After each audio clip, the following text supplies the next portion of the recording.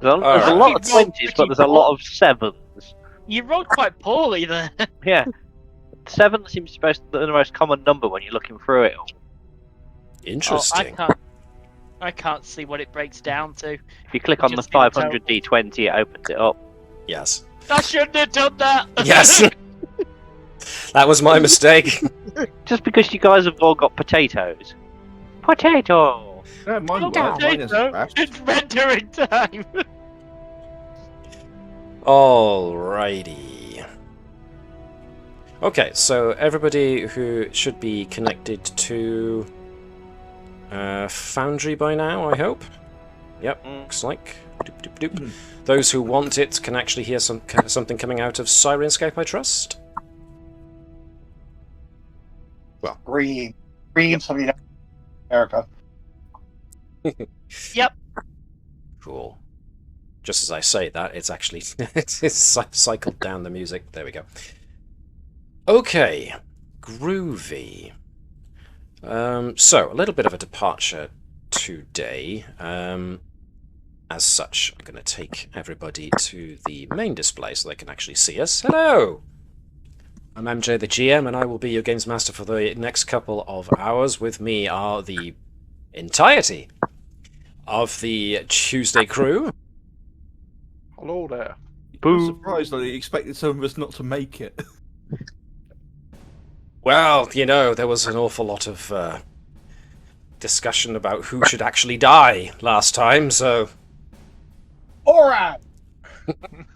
Alright, it is! Can't have alright die! Fortunately, we were limited to the engineering department. Ah, but he I was just visiting on passing it. through. Okay. And Edwards didn't volunteer. Technically Ed was already there. And yet he didn't volunteer to be the one to fall on the sword, it seems, so... Yeah, it's just sort of like, I see this falling incident and I shall get in the way. Just realised I didn't have my full threat pool. Okay. So, let's get things started in a way. The first thing we are going to deal with is not exactly new, but something that we introduced last time, which was the...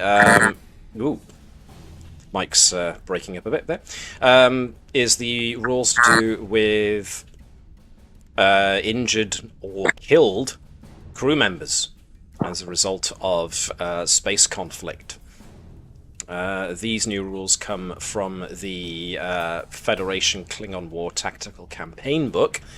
And yes, unfortunately we did have a fatality last time, and it was a member of the engineering team. So in the intervening period, we've had some polls where we vote on whether or not it should have been a background character or an actual named character.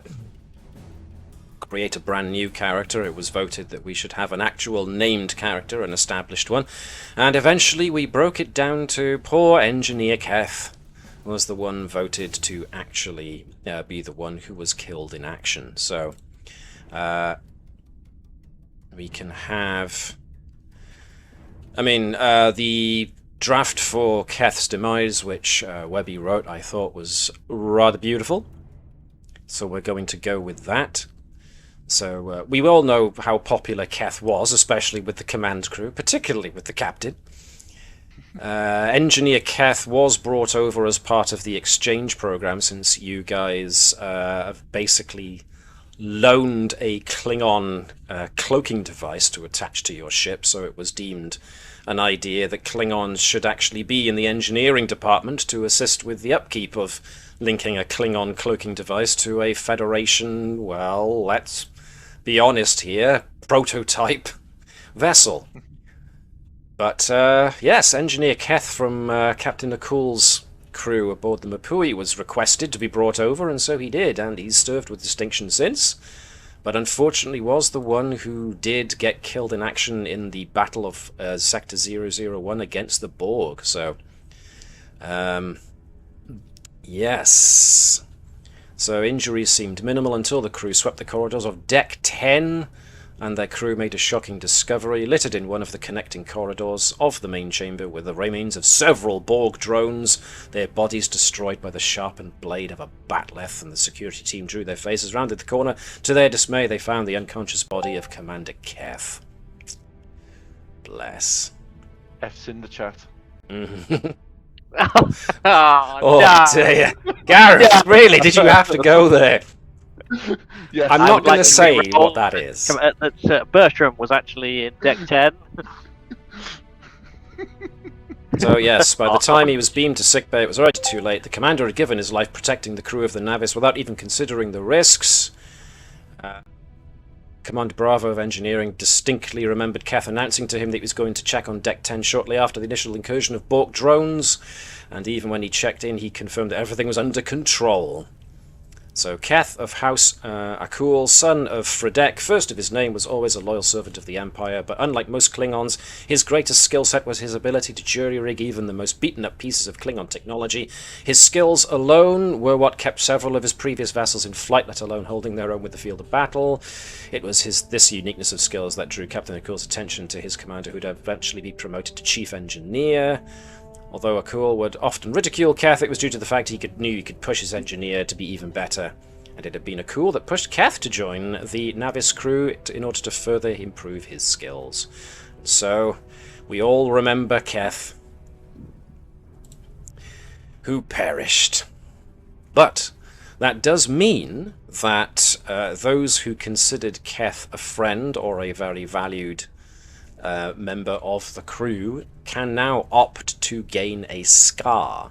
And a scar is a new type of trait that can be used in a similar fashion to values that can make life complicated for characters. So, seeing as we are talking about the sad demise of our departed engineer Keth, it basically now comes down to who of you guys think that your character should gain a scar as a result of Keth's noble death. Sean did quite rightly mention that Nova, being emotionally tied to the entire crew, would more than likely get a scar. Webby also said that this is the first actual crew death under Andrews' purview, therefore she would possibly take it quite hard as well. But everybody seemed to a degree or other get along with or enjoy the company of Keth, so if folks want to use this as an excuse to give themselves a scar, some kind of emotional trauma regarding the death of Engineer Keth, then now is the time to basically say so, and to come up with a suitable emotional scar. The kind of thing, examples that were given were, if I can just roll back to the scars. Scars can be physical. So, you know, as a weird example, photosensitivity, although why you would certainly get sensitive to light, but then the brain processes grief in different ways, or trauma in different ways, rather. A scar can be emotional, so you could, could have an emotional scar over that, or it could be a reputational scar, although why Keth's death would give you a reputational scar. So, for the most part... how good the wake is. Well, I suppose so. The coffin is swimming in blood wine.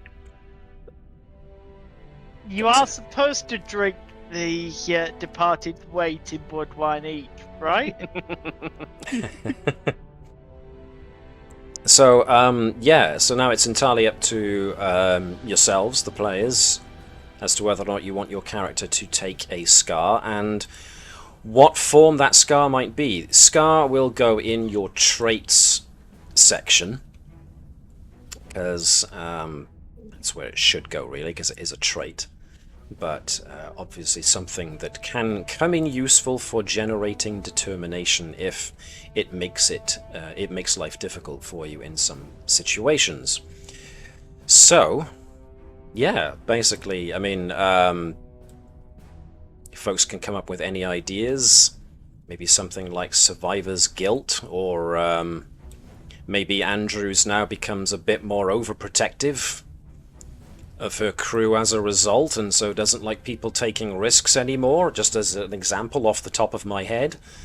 Vibers having such a close relationship with Klingons in one of his past lives.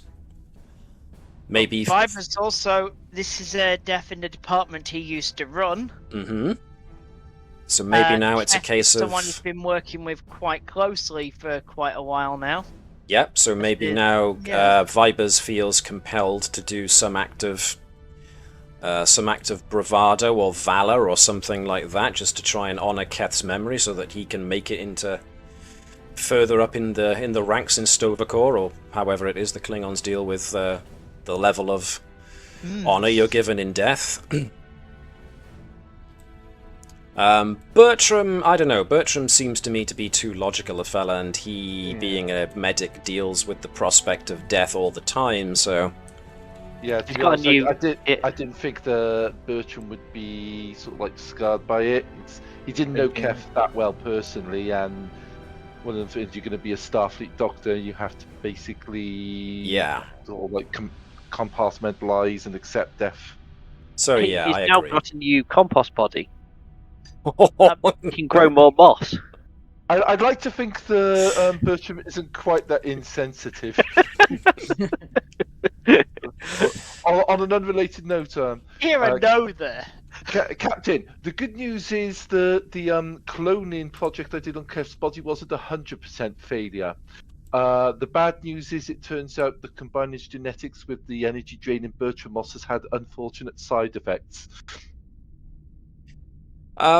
One idea for Nova off the top of my head, I mean, you know, these are just me spitballing ideas, as they say, could be that, you know, the crew feels such intense grief over the loss of such a character that maybe Nova develops this obsession now with looking on the bright side of everything, just to try and keep everybody's spirits up.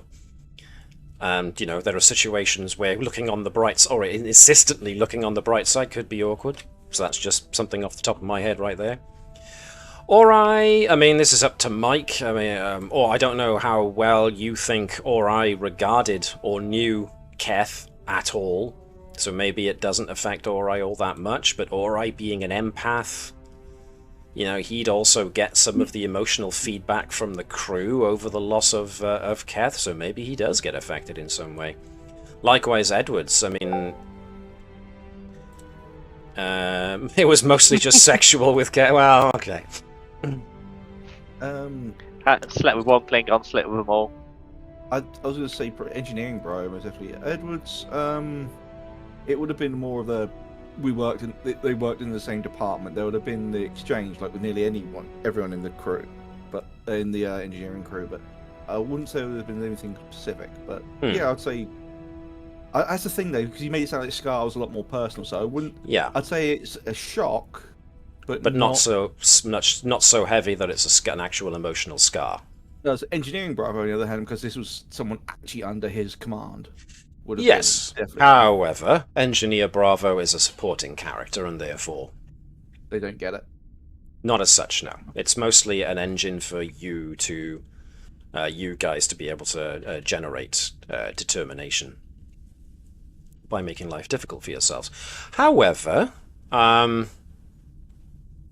we could throw it in there for Chief Engineer Bravo on the off chance somebody has to play him at some later point due to a character being unavailable for whatever reason, or going or in a different scene where your character is not, and therefore Bravo is. So I might just rethink that.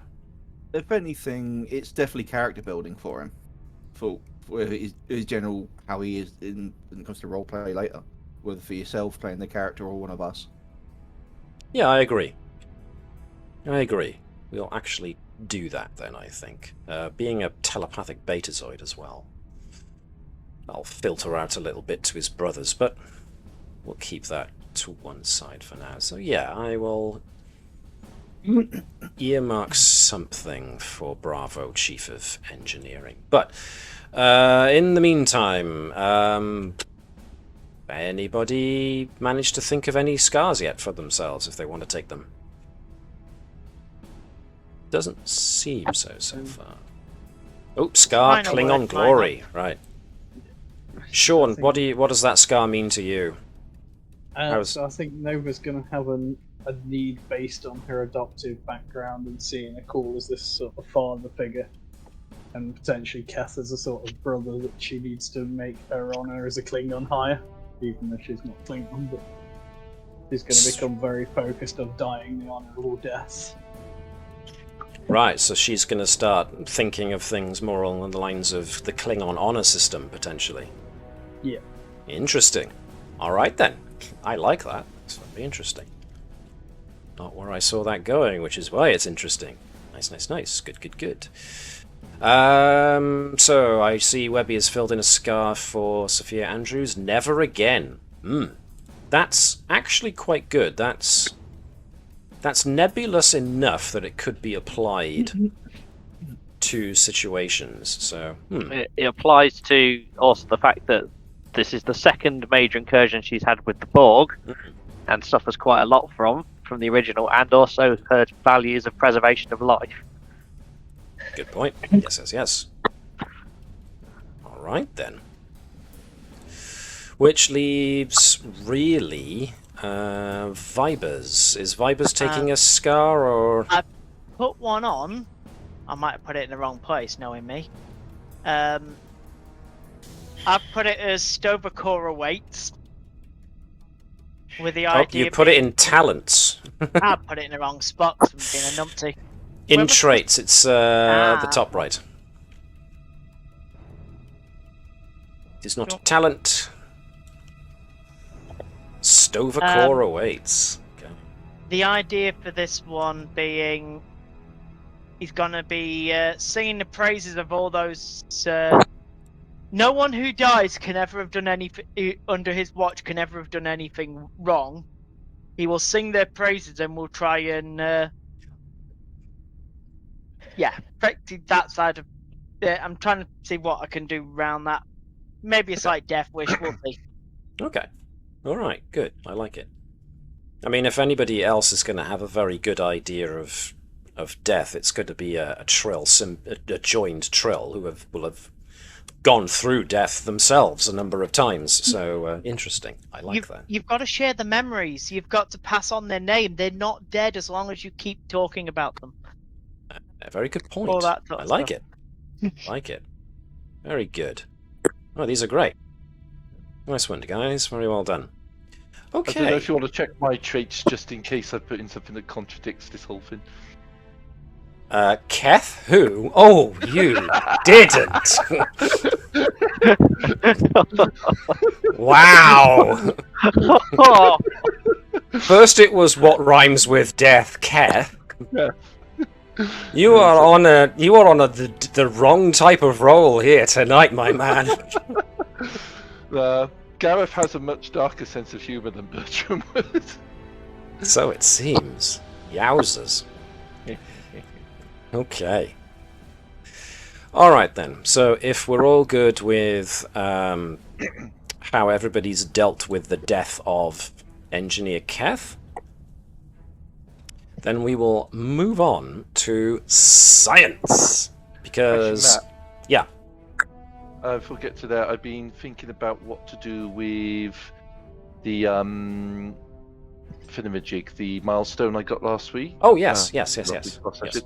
And I come up with a session, come up with an idea that I think kind of works not just as a general thing, but also building on what exactly caused the milestone. Mm-hmm.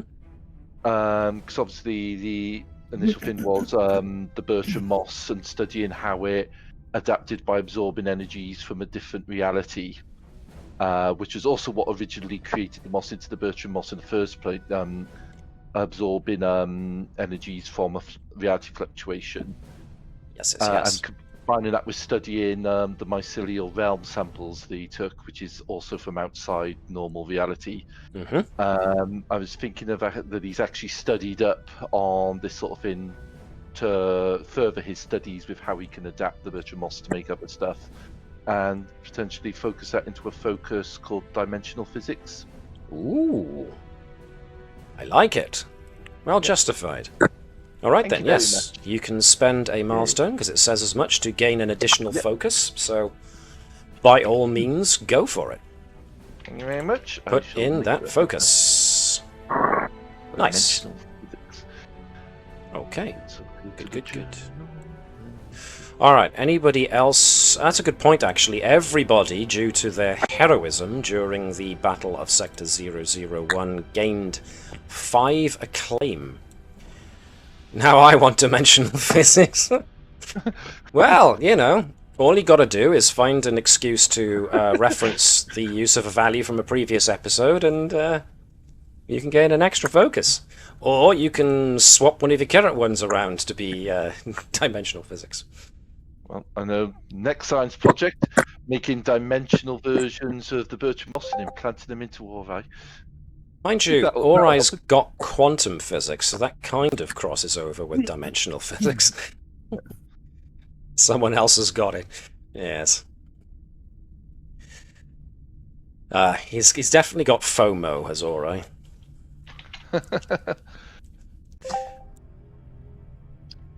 Yes. Nice to get a confirmation. Alright then, so we had a couple of science projects underway. We were still working on the naturally created EVA suit, but we were also working on Ori's plan to do fully interactable 3D holographic interfaces for the Alcars system. So that's at least 2 science projects to look into. Did anybody else have any other science projects they wanted to start? No. I will take that silence as a no, not really.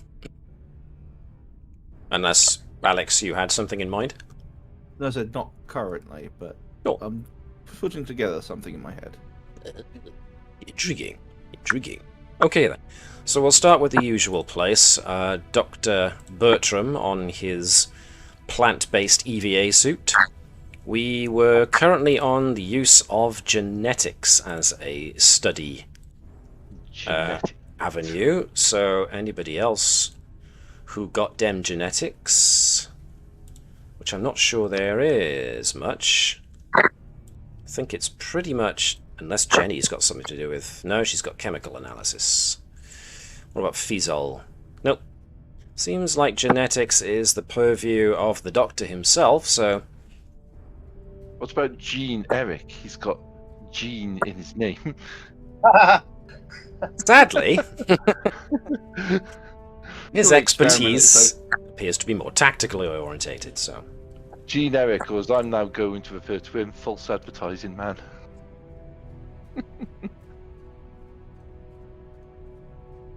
Alright then, so Bertram is going to be giving me reason and medicine. He's allowed 1 assistant because we haven't generated any momentum yet, so...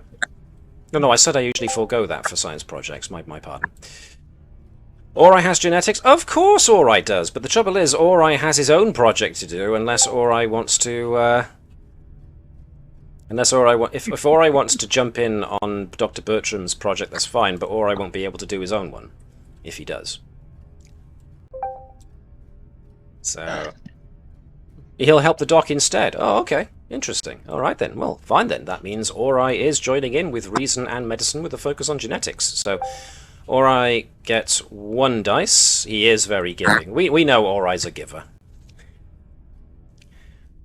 I was about to say he's also a receiver, but, you know, I'm not going to do that. I got 2 successes from the Doctor. Alright then, Mike, if we can have a roll of reason and medicine with a focus on genetics from Ori. 1 dice, please. See how many successes we get. Not bad at all. 3 successes. Well done. So, that's jumped that up.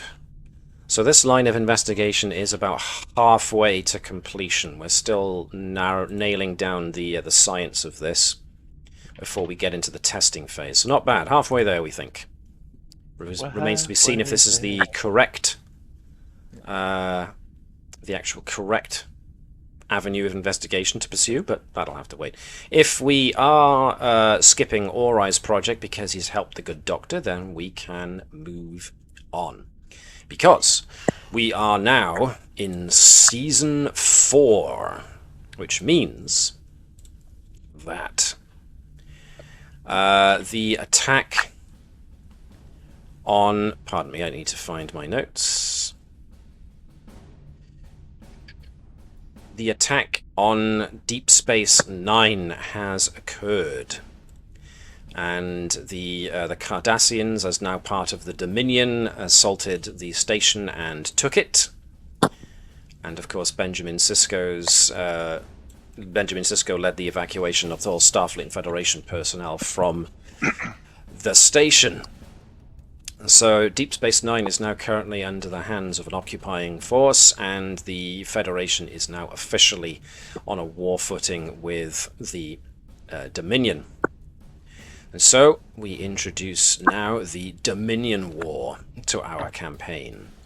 So, in order to facilitate the idea of this being a broader conflict than we can actually depict with just these characters here on screen, I'm going to take us to our campaign screen, which is using rules once again found in the Federation Klingon War Tactical Campaign book.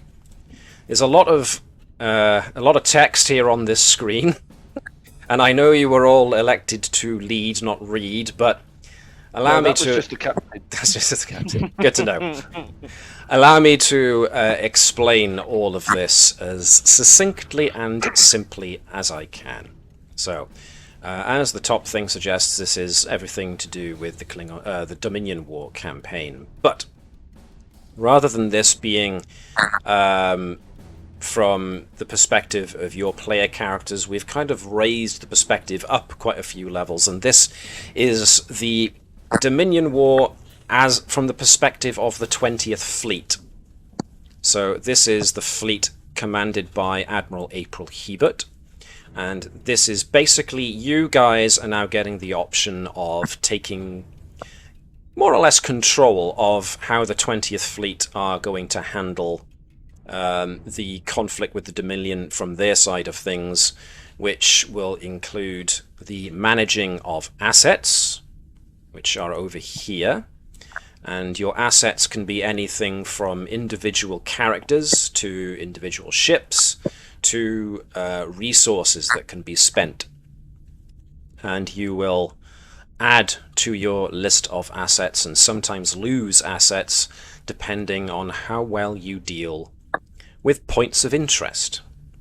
And that's what the next bit of our screen is all about. Every turn of the campaign rules will be basically you guys allocating assets to deal with problems. Points of interest are basically problems to be solved. And if you fail to solve them, or if you don't allocate assets to solving them, they can carry over sometimes into the next campaign turn, maybe getting a little bit more difficult next time, depending on what they are and how they escalate, whether or not they do escalate. So, for the moment, we're just going to keep this as simple as we can to what we've currently got in front of us. So, like I said, this is the current state of the 20th Fleet. It's very early in the actual campaign of the war, and currently the 20th Fleet have got as assets Captain Raoul Fortok of the USS Megami, which I believe was a former captain of Lieutenant Ori's. Yay! There is, yeah, exactly. So you've got the 20th Fleet have currently got him as an asset. You've got a resource which is a cutting-edge scientific theory. I will explain what these little notifications mean, but that's cutting-edge scientific theory is an example of a kind of a resource. So you use it and then it's gone. But Ralph Fortok, being a captain, an actual character, will continue to be an asset for you guys until such a time as maybe you end up losing him somehow by whatever means you end up doing so. An asset you also have is Dr. Curtis Dumoyne of the Daystrom Institute, which I believe Captain Andrews knows. Curtis Dumoyne has actually got a special ability, which is if he ends up being missing in action, then he is instead seriously injured. So basically taking any injury a step downwards. A surprising... Stick him on the front line. Stick him on the front. Another asset you have is surprising crew member. Whoever that turns out to be. Well, it's obviously Claw. I thought you were going to say Keth there for a second. Right, Keth returned from the dead! It just sort of like... you just look closely at one of the others and like, hang on a minute, what's under that moustache, Latude? It's Keth! Hands, Keth. Hands, Keth! Hello, Captain. And the final asset you have is Commander Gatrell, who you met on the USS Nightingale. If you cast your minds back, the USS Nightingale was that Nova-class ship that strayed into the Romulan side of the neutral zone. But it turns out it was because there was a Romulan saboteur. Commander Gatrell was the chief medical officer on board the Nightingale. So what you're saying is there was a ship that was wanted around and it was called the Nova class. No, bad, Travis, bad. No. What did he say? Wave after kamikaze Oberths. Come on, we need to revive the wings of war canoes. No. Okay. If we just flew an Oberth at the Dominion, they'd be like, what is this? They wouldn't even fire at it, because it does nothing. And then they set their core to detonate, and it destroys them all. It doesn't do anything because it's an Oberth. Even blowing the core off of an Oberth, it's like, oh, this no, like it's fine. We replace the lower portion with a quantum torpedo. it wouldn't make any size. difference. It's an Oberth. It would absorb the effect of the quantum. It'd make a quantum torpedo worse. Well, Or thankfully, how about, that's not one of the assets you have, so... How about one with ramming speed as an engine? There's always one Okay. with speed. Alright, so... I want to now bring your attention to these funny little stats that these assets of yours have. It's similar to the stats that your characters have, but they've been made more general. So, if we look at Captain Ralph Fortok, we see he's got a medicine of 9/1. What that means is that on a roll of 9 and under, on a d20, he scores a success. On a roll of 1, that's his focus range, which is, every booker's focus range, he scores 2 successes. Likewise, his military rating is 10/1, which means that it's slightly better than his medical rating, so if he rolls a d20, then 10 or under is a success for him. A roll of 1 is 2 successes. But his personal, which is what PER is, personal, if you can think of it more like a measurement of the asset's speed and their ability to respond very quickly to things and their ability to deal with one-on-one confrontations. That's what personal is. And we're not necessarily talking military confrontations either. It could be diplomatically or whatever, but whatever. Captain Fortok's personal rating is a lot higher, so 13/1 again means roll of 13 and under is a success for him. But Captain Fortok's real forte lies in his science and his social scores, which are really high. So on a 14 or under he scores 1 success, but on a 3 and under on science he gets 2 successes. But on social, on a 4 and under, he gets 2 successes. So, when you allocate assets to a point of interest in order to see if you can solve them, you can choose, well, it'll actually say on the point of interest what kind of role we want in order to solve it and the number of successes you need. For instance, the very first point of interest is a tactical one, and at the very end of it it says that it can either be a military 2 problem or a science 3 problem. The urgency rating is more to do with something, whether or not you leave it be for too long, and if its urgency grows then it becomes more and more difficult, or something bigger happens as a result of its urgency growing. But moreover, that would give you the ability to allocate someone with a good science rating, but as a result the difficulty would be raised to 3 successes. But if you allocated somebody with a good military rating, then it would be 2 successes needed instead. That kind of thing. So the second point of interest is a medical one. So that suggests that you're going to need somebody with a reasonably good medical score, and so on. Now, as it turns out, the points of interest were all generated randomly using the point of interest table found in the rulebook that I quoted earlier. The routine mission at the very, very bottom is today's mission that you guys yourselves are going to be undertaking. So that one does not need to have any assets allocated to it, because you'll be dealing with that during the course of your main character's episode. So only the top 4 situations need dealing with by allocating assets to them. So everybody good with that idea? Yep. Excellent. So a couple of little points just to bring it around.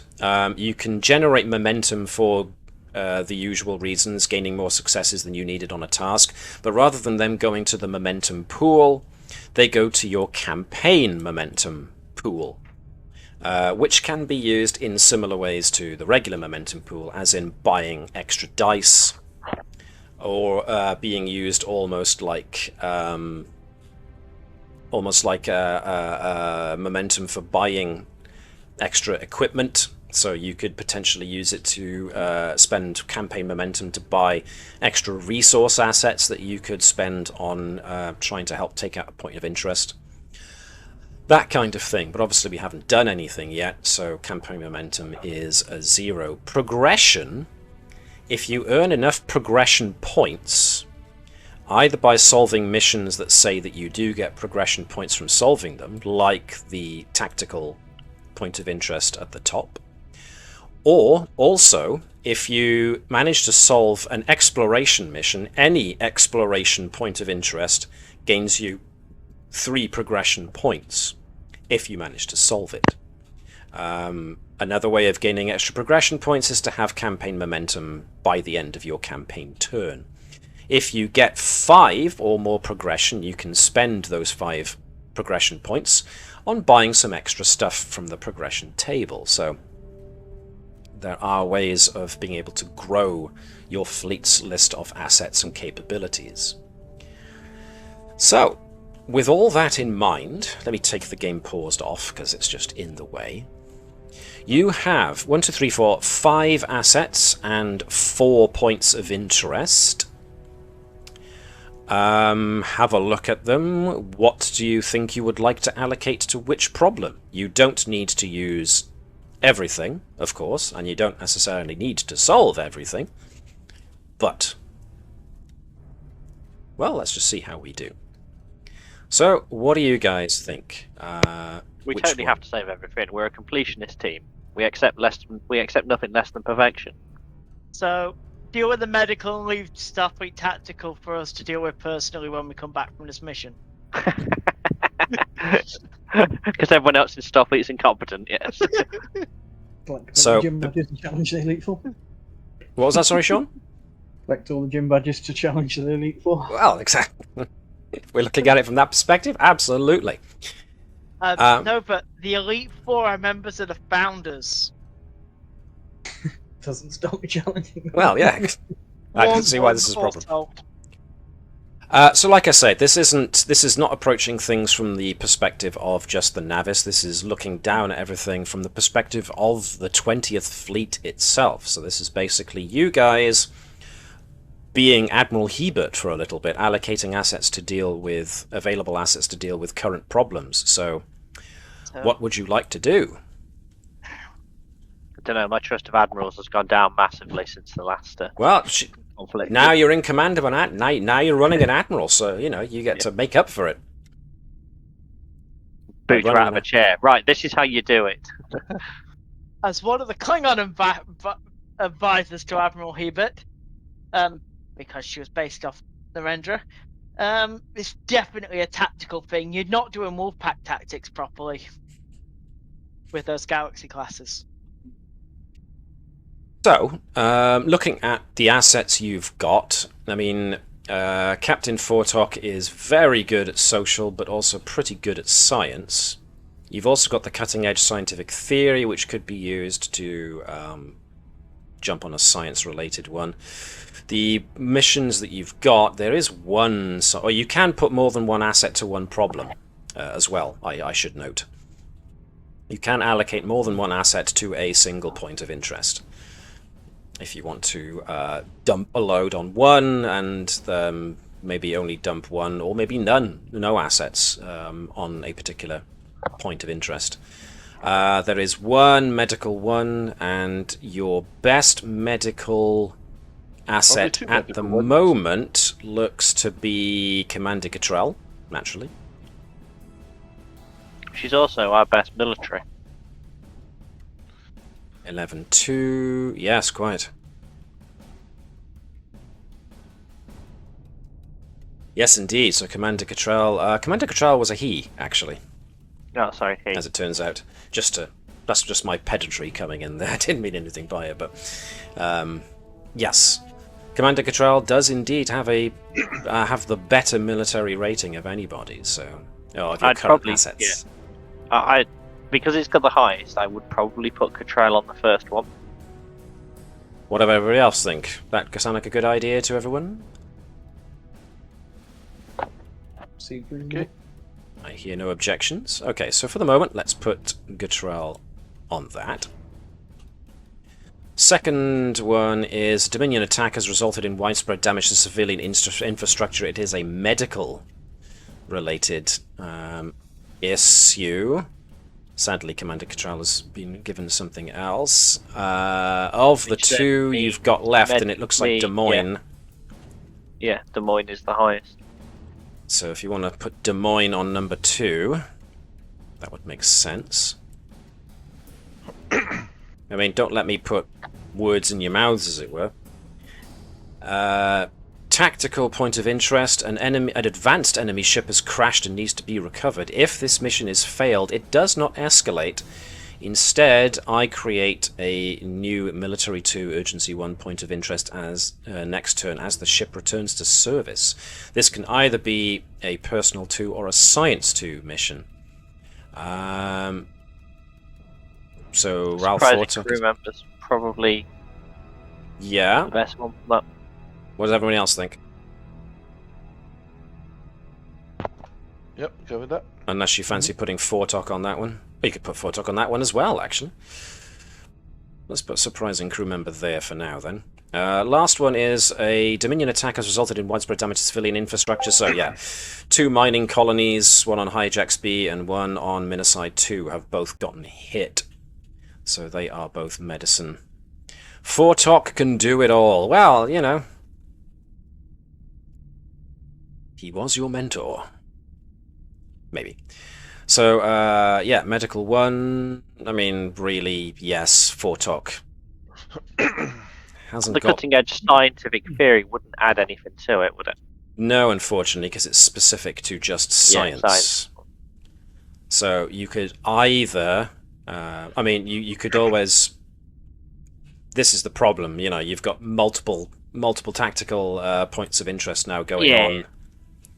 You might have to come to the awful decision of having to leave one in order to make sure you can do the other ones, you know, better, as it were.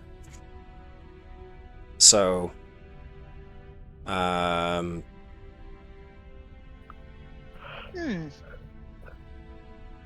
mean, Fortok has got a really good science rating, so any of the science ones he would be very good for helping, if not leading on. He also has enough resources to handle the medical problem. He does. And losing a colony is something that can't support us later. So, yeah, exactly. So, what would you like to do? Do you want to double him up? Yeah, I'd drop Fortok onto the last one then, because he has still got medical. If everyone's good with that? Yep. Mm-hmm. So, do you want to spend your cutting-edge scientific theory asset, or do you maybe want to save it? Do we get them back, or do they? A resource one like the cutting-edge scientific theory would be spent, but you do get assets back. You do get new assets at the end of every campaign turn. Okay, so will we keep? So out of the ones that we've put in, we will lose surprising crew member, but we'll gain the other 3 back if that's what. Yes. I'm getting. Yes. Okay, cool. Good. So individual characters and ships will only become will only be lost to you as assets if something bad happens and a result of, you know, their MIA or their KIA or the ship in case has been destroyed, that kind of thing. Yeah. So they do come back to you, but resources like cutting-edge scientific theory and surprising crew member are a one-and-done resource. But you never know, you might get another one back later. So it's up to you if you think you want to spend it now or save it for later. What do you think?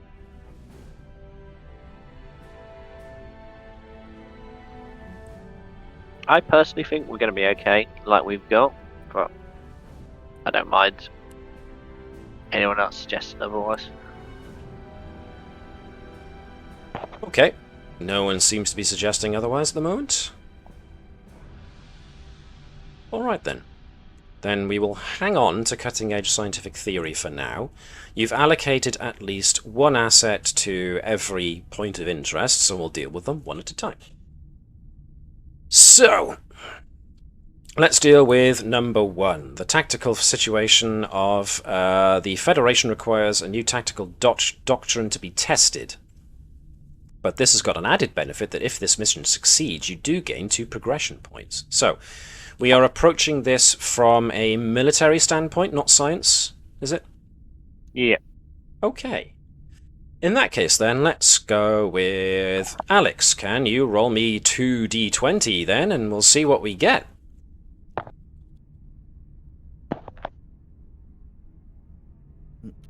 So we're rolling on Commander Gatrell's military, so we want 2d20, and we ideally want 11 or under on one or both of them. Preferably both of them, actually, now I think about it.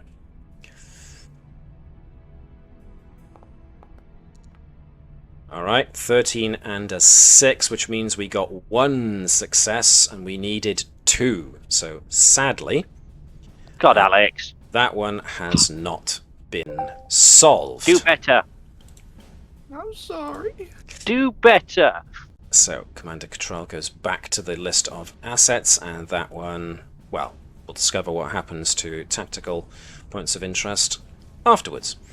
Tactical point of interest number 2, the damage to civilian infrastructure on the mining colony of Hijacks B. You allocated Dr. Curtis Des Moines to it. Now, this is where something else actually happens, because when points of interest are generated at random by myself by rolling on the table, I also roll on a once per campaign turn to see whether or not an event occurs, or more appropriately, which point of interest has an event occur. This can sometimes affect how well you can perform at these, and as it happens, the tactical point of interest number 2 did have an event. Intel was wrong. If facing a tactical point of interest of intensity 1 or 2, in this case neither of those apply, increased intensity by 1. Nope. If facing an intensity 3 challenge, increased difficulty by 1 instead. You are facing a medical 1, so neither of those apply, so there we go. That event has no bearing on this particular point of interest, so Nothing happened there. Nice. But if this had been a... actually, no, wait a minute. Let me read that again. A tactical point of interest of intensity 1 or 2. It is a tactical point of interest, and it does have intensity 1 because it's medical 1. So it now goes from medical 1 to be medical 2. My mistake. So that now becomes a medical 2.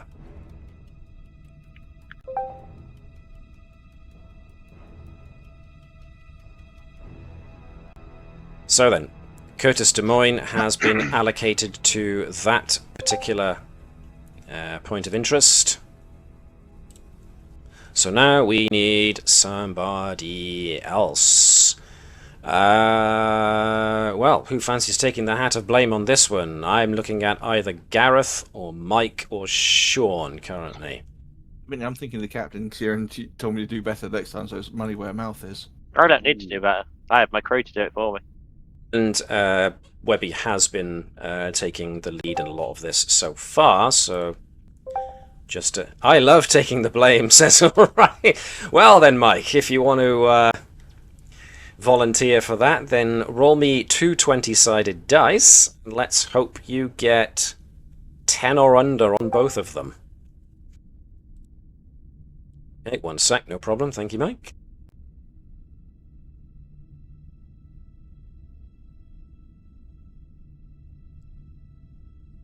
So you don't have to do it through a character sheet, you can do it just by typing /r space 2d20, pardon me, in the bottom right of the chat column on Foundry. I wish it would have been 2d10, would have guaranteed a pass on the last one. Yeah, I'm afraid so. So, Mike, do you know what whereof I speak? Yes, you do. Awesome sauce. Oh, no! Well, that was about as bad as you could get, actually. You got a complication. Dear. It's fine, he comes back. Alright, alright. Hummany, hoo-ha, he. What happens when you generate... Right, so when you resolve a conflict, if the number of the number of successes was less than difficulty, players have failed, seriously, and one or more dice rolled a natural 20, then it's a serious setback. Oof. We will get on to Legion of Honor.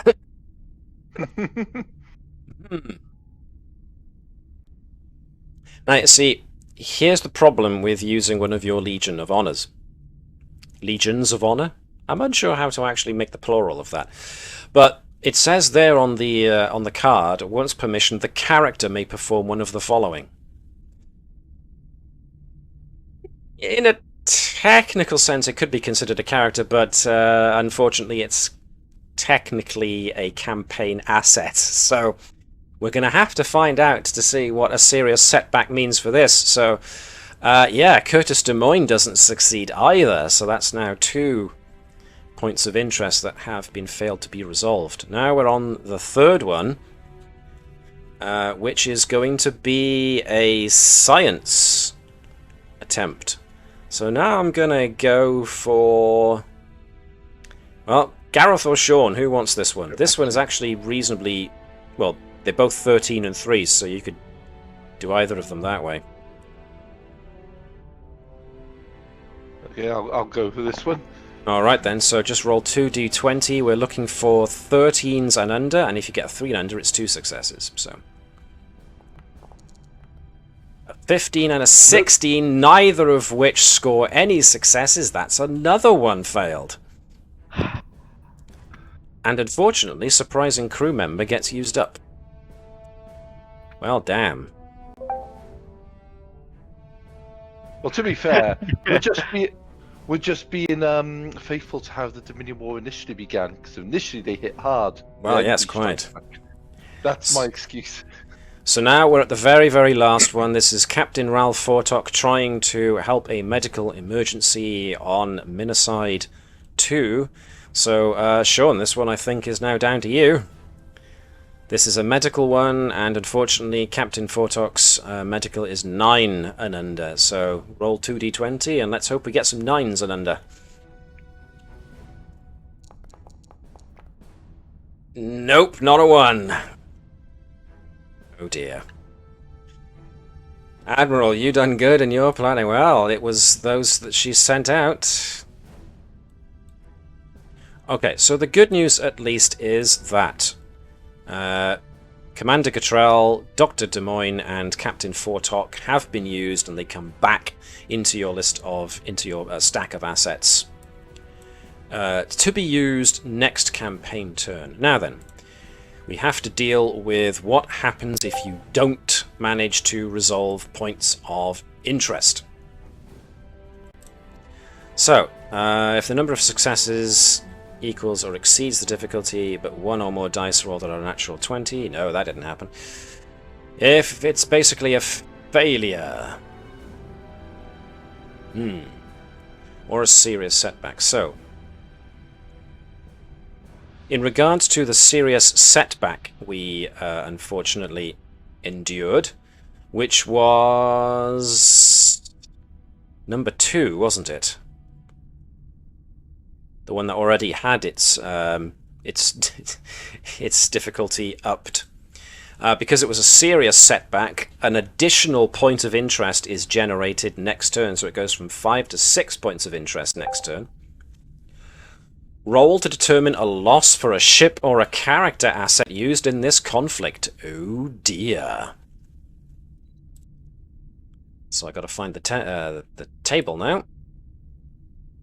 It's going to be a character loss. So, please say we didn't lend them court for tactical advice. now roll to determine a loss for a ship or a character asset used in this conflict. Well, this is number 2, and that was... who went for that one again? It was Des Moines, wasn't it? Des Moines, which means he comes back. He's okay. Let's see. He can't die. He's just Des Moines is seriously injured. The character is unavailable next campaign turn while recovering from their wounds. So you've still technically got him, but for the next campaign turn he becomes unavailable for use. Okay, that could have been worse. What did I miss? Is this the results of the complication? Yes. Oh dear. So Curtis Des Moines has been seriously injured, so he misses the ability to be used next campaign turn. What else happens with a serious setback? Increase the starting threat for the scenario being played out this campaign by an amount equal to twice the difficulty of the conflict. So I earn an extra point of threat. Okie. So we also have 4 tactical points of interest that were not able to be resolved. So what happens when you don't resolve a conflict?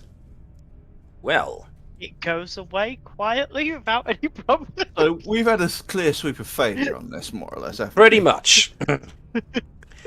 So, each tactical threat challenge features an intensity level, which determines how urgent the problem is. If a tactical point of interest was either ignored or the mission failed, it will escalate based on the current intensity level. Each of them is urgency 1. So the problem becomes worse, the enemy entrench themselves or the situation spirals out of control. Increase the intensity to 2, then raise all difficulties for this point of interest by 1, which happens across the board. So pretty much first tactical one becomes an urgency 2. It becomes a science 4 military 3 problem to deal with.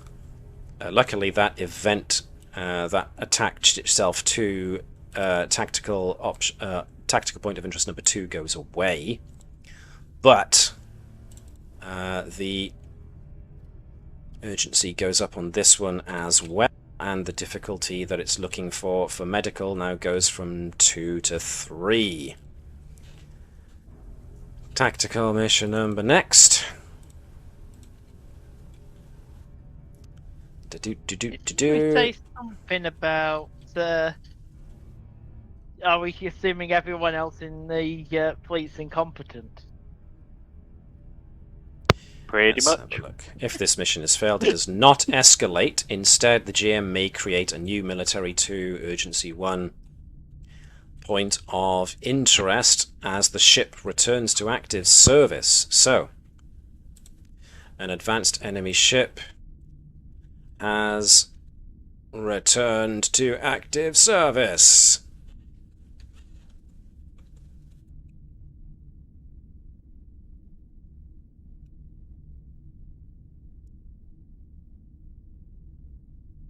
Very defiant of it.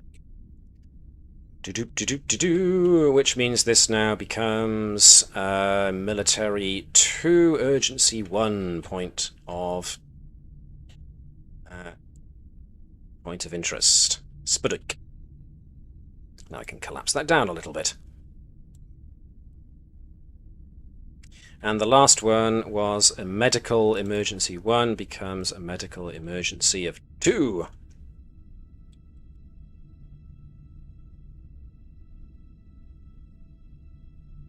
So, as per the campaign pace, 5 points of interest are generated every campaign turn for you, but because you have unresolved points of interest here, the tactical ones pretty much remain, but they're because of the serious setback you suffered with one of them. An extra point of interest will be generated next campaign turn. But that pretty much brings us towards the end of the single campaign turn. You didn't gain any manage to get any exploration points of interest. You didn't generate any campaign momentum, so we're just basically going to have to see how well you do with your main character's mission to see how many, if any, progression points you can earn. But there is good news. At the end of this campaign turn, you gain 2 new assets. One of which is the USS Mercia, a Miranda-class vessel. And you also gain... Why would we want a Miranda class? God damn it, damn it. Thousands of them, and they're all still working. Another asset you've managed to gain is your old Orion space buddy, Rayner. USS Mercia, for God's sakes. This ship would be heavily damaged beyond recovery. Yeah, because it's a Miranda. Maximum speed, warp 4, Captain. But that's warp 12 on the old scale. You do. And yes, in case it hasn't already been obvious, well, it's probably not because very few people who actually watch this stream know of it, but there are actually chapters, you might say, of Star Trek fandom dotted around the world. And the British one, I do believe, identify themselves as 20th Fleet. So hi to the guys in the 20th Fleet, which is where I've been drawing the names for the ships, and the types of ships that are allocated to the 20th Fleet are actually from the 20th Fleet chapter themselves. So the Mercia is actually a ship in the 20th. It just needs scrapping. Just take it out back, put it out of its misery. Fine. Starfleet is recommissioning everything that can move and not explode. How has he got Science 55? Because it's a very, very, very good science ship. Yeah, it's got a Vulcan who's been on it since they were formed. That's probably where it comes from. One guy who's been on this flipping No ship problem. for about 104 years. Same science team for the whole time. Really experienced. You We know never everything know. about this ship. So yeah, you also get Raynor. Original computer core. Any ship assets that are assigned Raynor can choose to treat their personal power as primary instead of the primary power they typically have. What that actually means, I will have to look up because I don't quite remember. Instead of the primary power that they typically have, can treat their personal power. Oh right, so any ship that gets assigned Raynor as an extra asset can basically use their personal rating instead of their biggest, or can use his personal one, I think. Yes.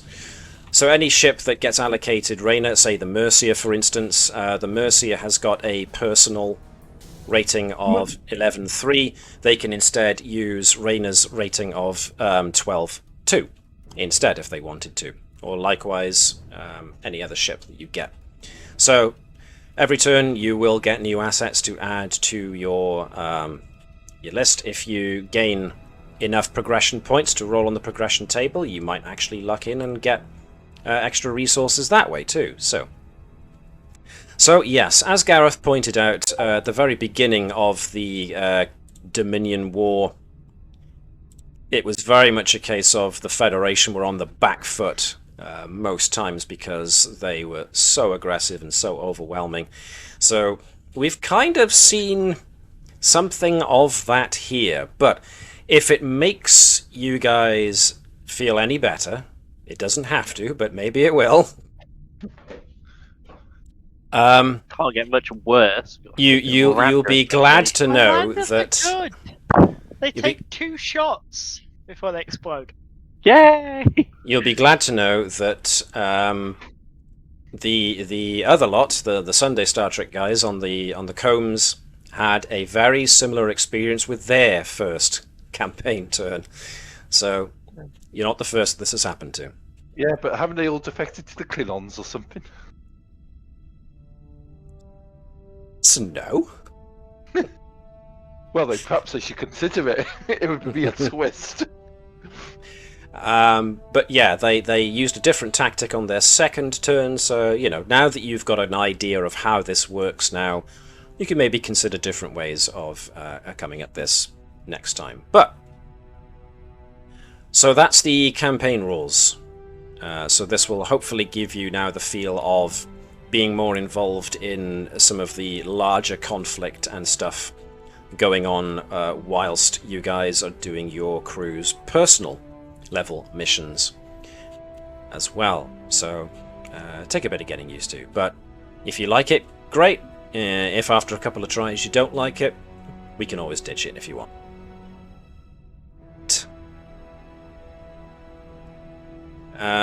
Replace it with a first generation Excelsior class to teach us a lesson. I'd much rather have an Excelsior. Well, yeah, those are cruiser level ones. Cool. If it worked, if it didn't work for Khan, it's going to work for us. Precisely. Okay, cool. So, moving along, and yes, this is where I've changed the format of today's episode just a little bit. Let me just have a look at that, what that is.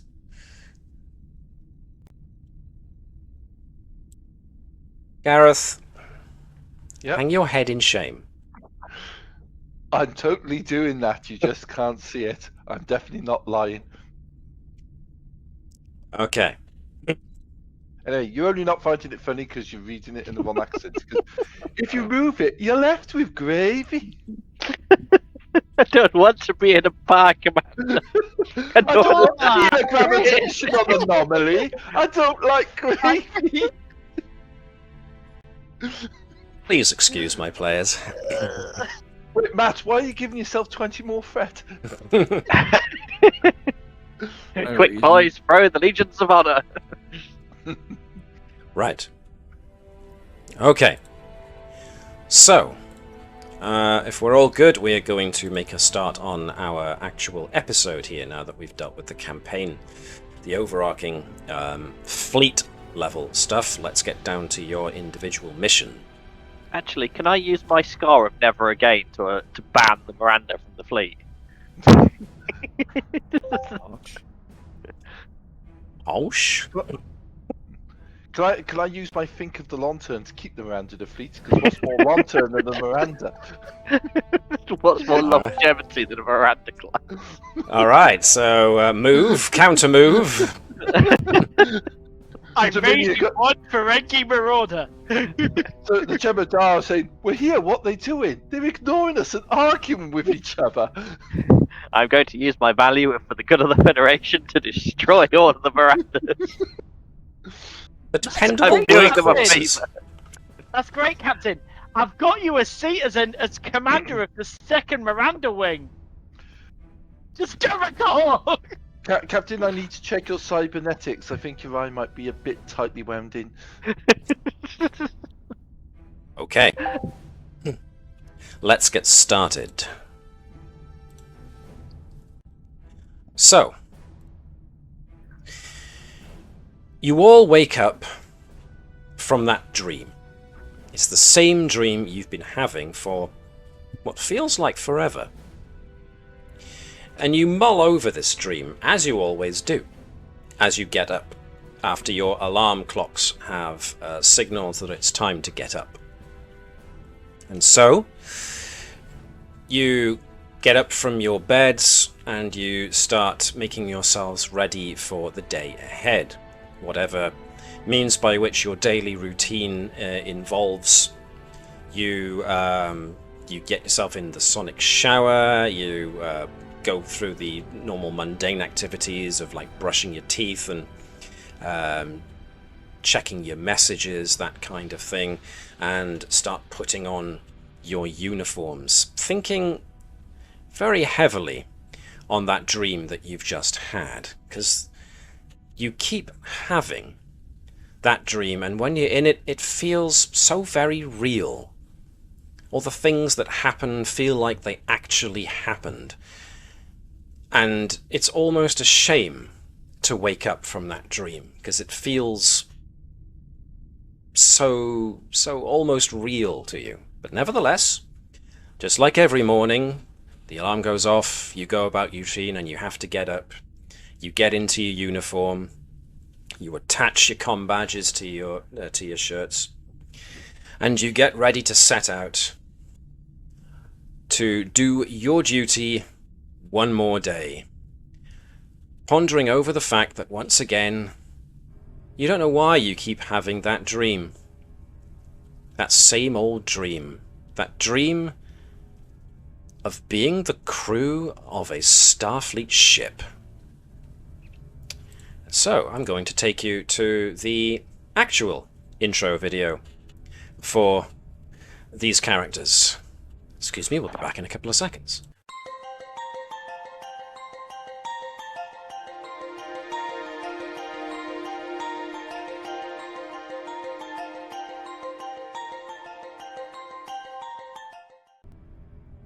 Welcome to Federation Security, Ashgrave Division.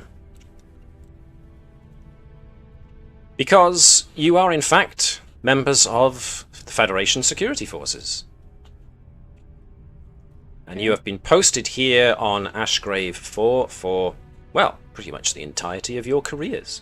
Some of you are active officers, such as Sergeant Andrews and Corporal Vibers. Vibers is kind of a different case scenario because he first started as a crime scene investigator, but actually worked his way up the ranks and is now actually a on-the-beat officer, and is therefore second in command.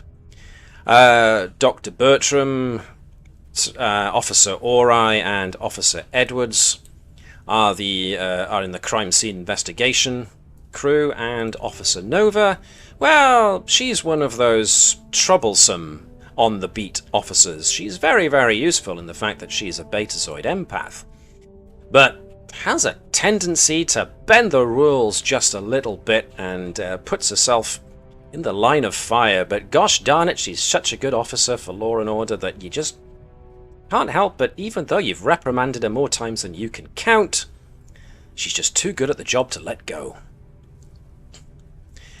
And so, not realizing, of course, that you all keep having that same dream of being the crew of a Starfleet vessel, you all eventually, at different points in time, make your way into the station. And so, the crime scene investigation crew, you pretty much get yourselves back to your labs to check your messages and see which bits of evidence need going over today, and managing your backlog as best as you can. The good news is, for the most part, that there's not always that much trouble here on Ashgrave IV, although a little bit of trouble pipes up every now and then. Mostly with a couple of civil disturbances here and there that have been getting a bit more frequent lately, but you kind of understand why these civil disturbances have been happening, because not everybody was in fact that happy when the Federation and the Dominion signed the non-aggression pact, but hey, it was the best way out of a costly war. And so you've been pretty much living with this state of affairs ever since.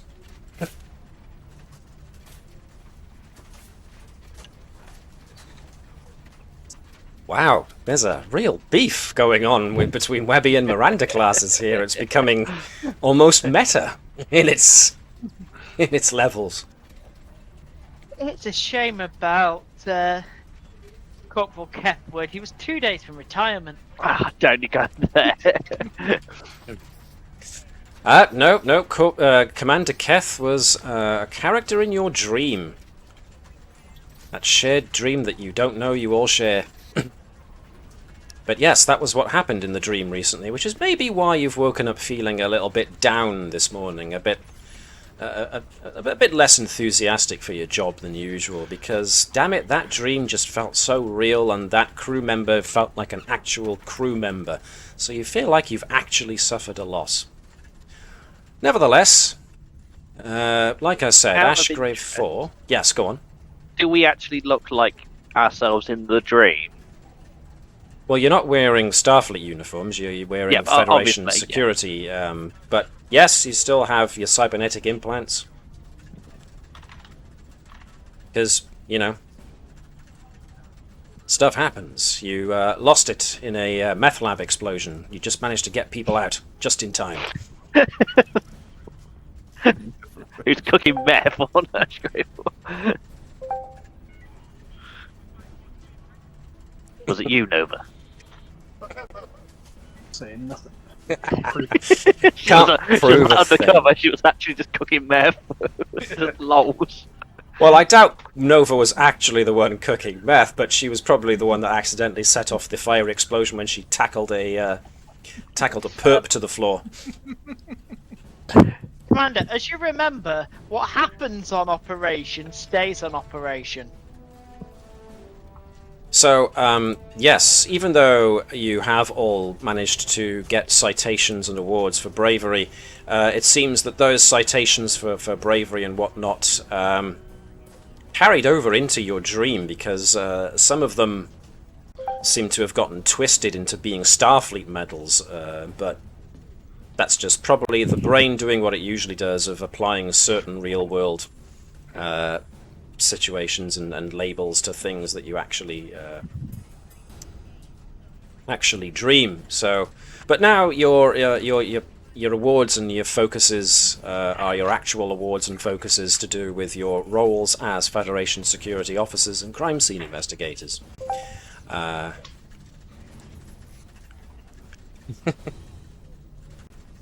So, what year is it, out of interest? 2373. So you are currently at, if I can find the stardate 50977.9. In relation to your personal logs, actually, that's a good old point. This is episode 40. Ooh. 47. Yes. Ba-dum.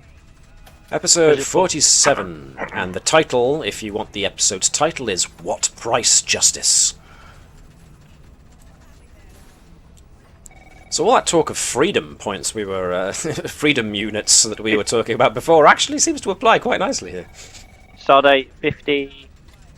So stardate 50977.1.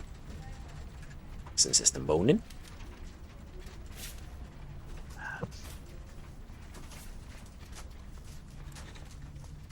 So,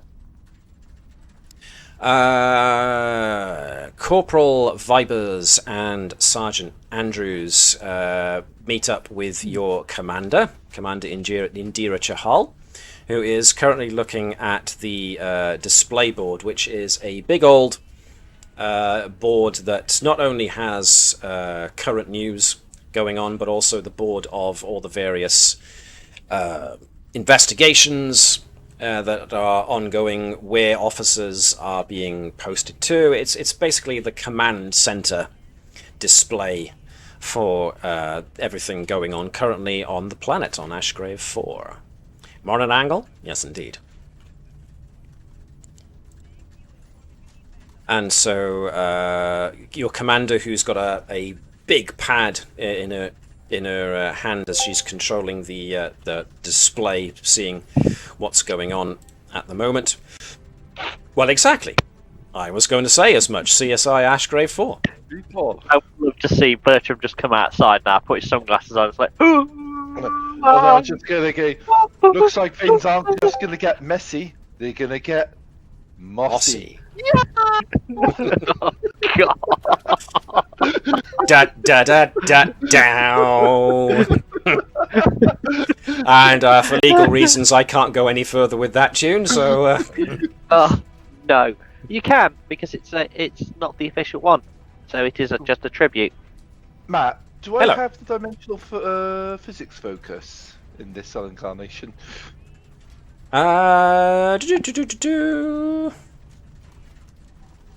No, currently.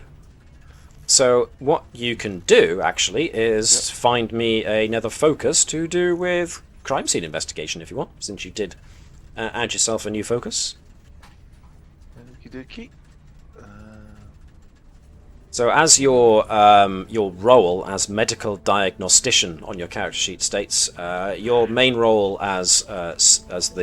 you are the top graded CSI on your team, therefore you're pretty much in command of the CSI team. I guess forensics would make the most sense. Yeah, indeed, forensics would make the most sense. So obviously Dr. Bertram specializes more in medical diagnostics, but also as CSI 3, he is also in charge of the troops, as it were. So under my command I have CSI Ori, CSI Edwards, and CSI Redshirt. That fellow there is just one of your basic officers who are just loitering around the place, probably picking up notes and on the investigation that he is part of at the moment. But yeah. He's our new intern. It's going to be an all-nighter. Get us some coffee. Well. On that note, Tea Earl Grey, best way to start the morning. Oof. From someone who's actually drunk Earl Grey tea cold without meaning to, oof. That does wake you up pretty quick. Oh, that brings back memories. Oof. Anyway. So, Commander, you were saying? Yes, Commander Chahal is busy trying to organise the screen, but as Corporal Vibers and Sergeant Andrews come up to her, she kind of minimises some of the windows.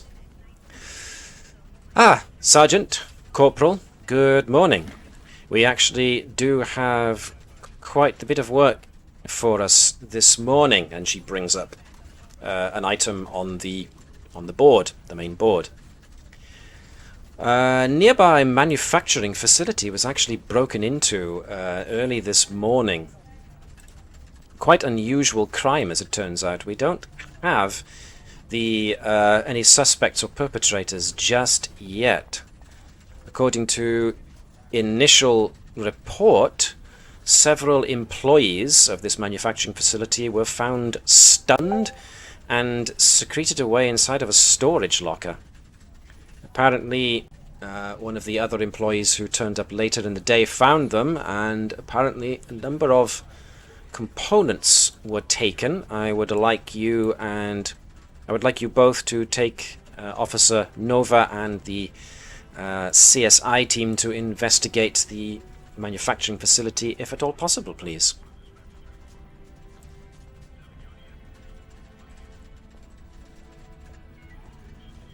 I'm asking you to take Nova along with you because basically I know what happens when she gets bored, so... Plus, as an empath, she's always very useful in situations like this, especially since Orai's attention usually wanders to anything, well, mateable. The photocopy is already taken.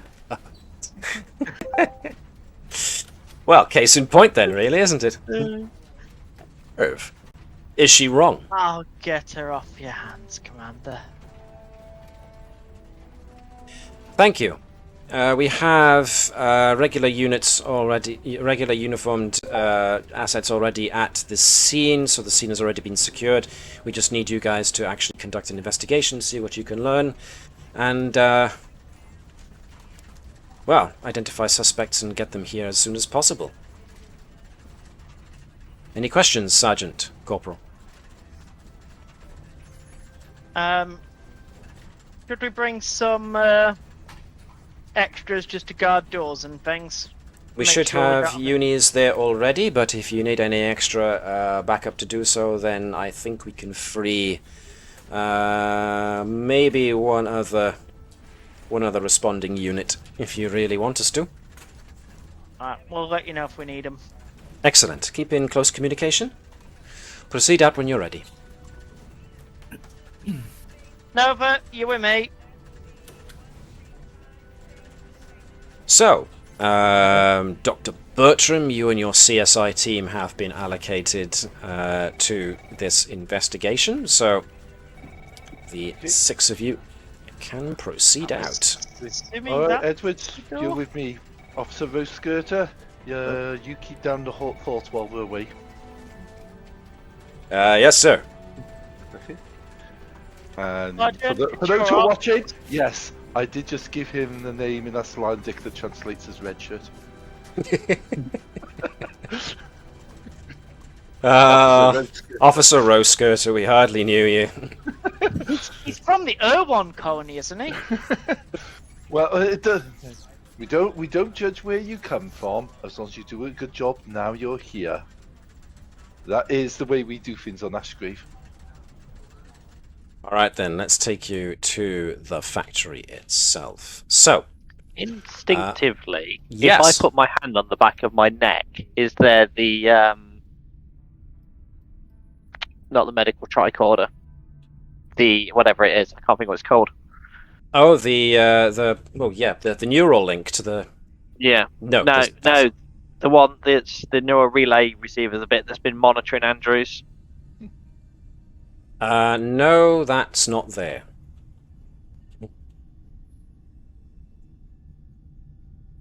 Because, the department medical technician would be in charge of that kind of thing, and that's not what Dr. Bertram does.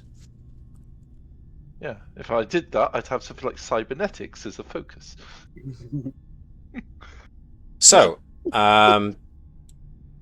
just because you use it to try and break up the, I wouldn't say monotony, but it's always more exciting to get to a location via shuttlecraft than it is to just beam there.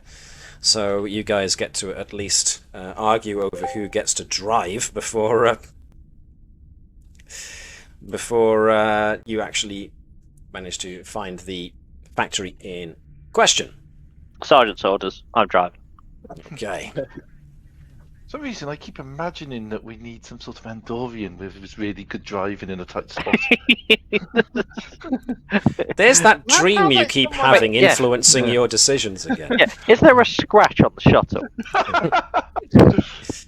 Yeah, you did it Yes. last week when you parked it badly. There we go. Of course, there's a scratch on the statue, Andrews. You know, Now, nowhere in reality does the shuttle go that long without a single scratch. To expect otherwise would be crazy. Well, What do you think we are? The traffic division. Traffic department. Just sat on the motorway eating donuts. okay, so you finally arrive at this manufacturing facility, and as Commander Chahal noted, there are a number of unis already present that have stayed at the scene ever since they were Federation security were called in. You have pretty much what you expect in a manufacturing facility. You have a lot of the automated assembly replicators stationed about the place. The control offices, I suppose you can call them. And you have a load of what look to be the actual employees, all assembled off to one side, some of whom are just sitting down, nursing a couple of replicated cups of either tea or coffee, whatever they prefer. Some of them have blankets over them, as per. So you basically recognize first aid protocol has already been performed by the unis for anybody who was obviously in shock or distressed in some fashion. So these guys are all kind of bunched up together over there, just looking generally shaken and bemused. And yeah, the scene is now yours to do with however you see fit. You can ask the one of the unis what they've learned, or you can interrogate. I say interrogate. Question the actual workers, or have a look around the place. Up to you. What would you like to do first? Bertram would like to look around the place before any more time passes that might interrupt it, forensically speaking. Okay. Alrighty. Alright, like most manufacturing facilities owned by civilians, this is a place dedicated to a singular function. And it seems that this manufacturing facility is in charge of making regulators. Regulators for all sorts of different types of tasks, but regulators nonetheless, which means they're used to... they're components usually used in power systems. Okay. Anything else you'd like to do? Given the head to I'll basically, unless the sergeant or corporal intervene, I'll suggest that we start the forensics work. I'll say, Edward, you with me?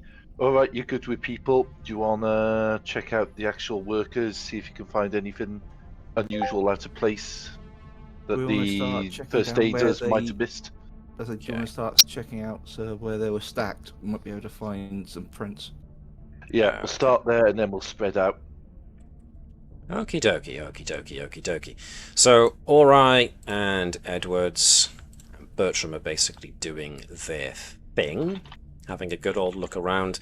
But Ori, and to a degree as well, well, to the same degree, Nova, both being empaths, you get what you expect from these 4 factory workers in that they are shaken up. They've obviously gone through a slightly traumatic experience, and so they're now coming down from the whole adrenaline rush of being scared. And so they're just they're not exactly in that much shock, but they're still shook up, as it were. So, having a look for where these folks were stashed to see if you can find any forensic evidence, you can feel free to give me a control and science check. Please, either as a team or individual. If you want to team up to do this. I will say that since you currently have no momentum in the momentum pool, this would be a good opportunity to get some, but because you have no momentum in the momentum pool, only 1 assistant for this task, this specific task of scanning for forensic evidence, can be had. So maybe Ori could be utilized as Bertram noted, so that he could maybe be one of the ones interacting with the workers. Yep. I say I do have the assistant thing. Yes, you do. Roll. Yep. So in that case, for the forensics bit, shall I roll main and you act as assistant? Certainly so. Edwards? Because Ori's doing his thing with the people. Yep. Righty. Okay. Forensics is focus. 2 successes. Was it control and science, did you say? Yes, please, because you're basically using a tricorder to scan. None of your focuses really come into play here, it seems. So, but you're basically using your assistant. So you can always re-roll your. I haven't seen anything yet. Give it a moment. Give me a moment. There we go. Oh, it was almost a 1, but it rolled back to a 13. But that's still 1 success. Nice. So I will give you 2 momentum there.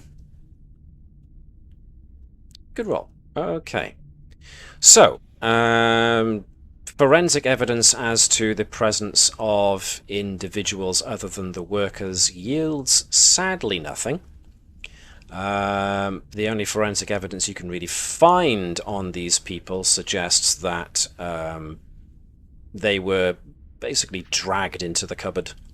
Not forcefully. Somebody hitched underneath their armpits and dragged them, so there's evidence of basically scuff marks on the backs of their shoes that is transferred onto the floor, so you can could basically follow the path of where they were stunned and then dragged into the cupboard.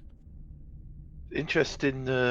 We found signs of where they were dragged, but there's no forensic evidence of actually any other signs. That implies either the interferers were taking a lot of care to make sure they left nothing behind that could be detected, or it was some sort of agent that wouldn't leave anything behind, like, say, a mechanical being or something like that.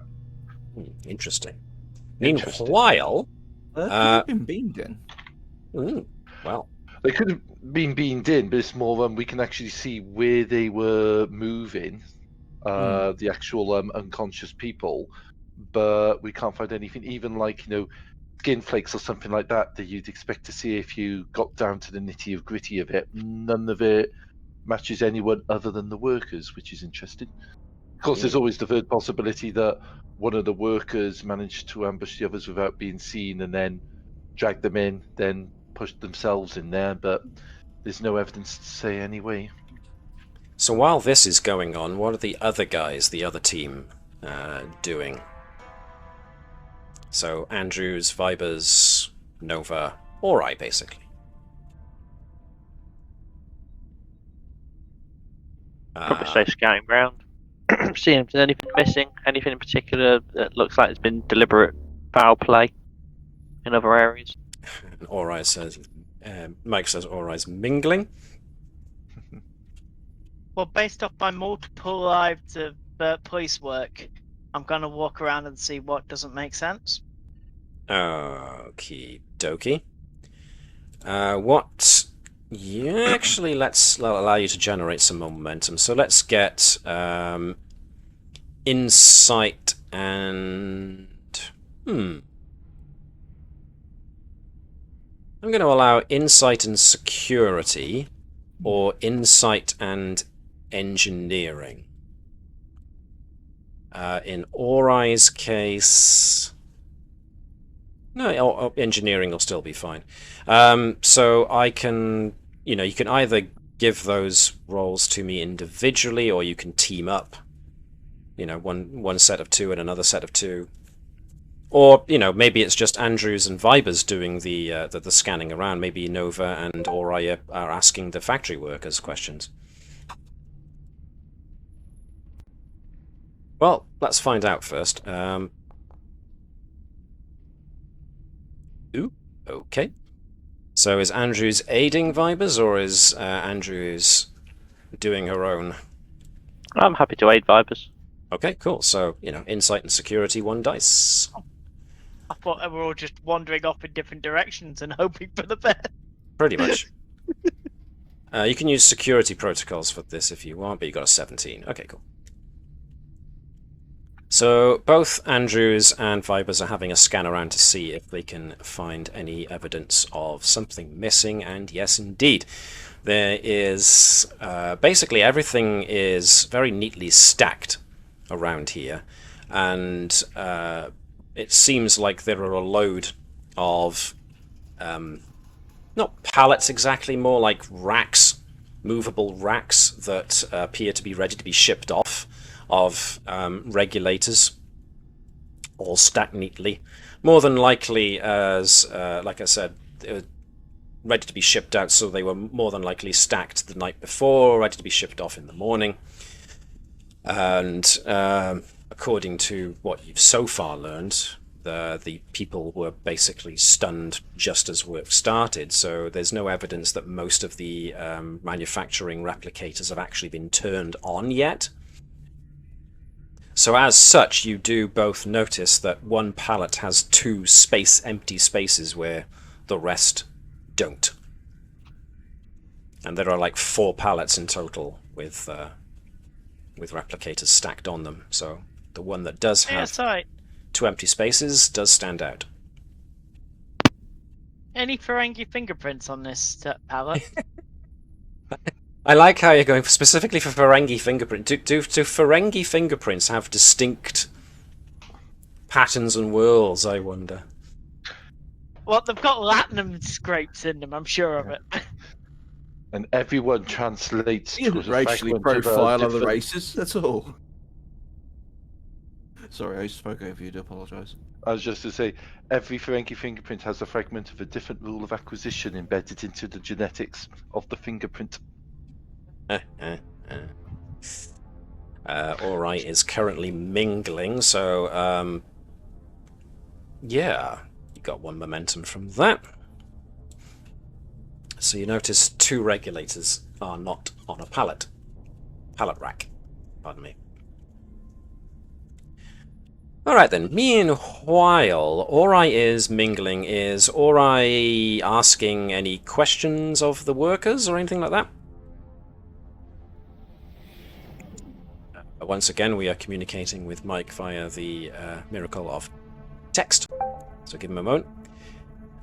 Ori would be trying to ask questions, get a general mood. Okay, nice. Now, because Ori is a people person as a value, that would make sense that he'd be drawn to the people first. So, because he has pheromones... Probably won't use the talent of your species' talent of pheromones for that reason, but let's let you make an insight and medicine check, please, with a focus. Not really. But the difficulty is basically going to be 0 because of Ori being an empath and a Deltan. So it's difficulty 0. Oh, hello. Well, that didn't take long. Let me guess. It really is not your day. But now, if you wanted to, you could activate the Legion of Honor. Yep, there we go. So,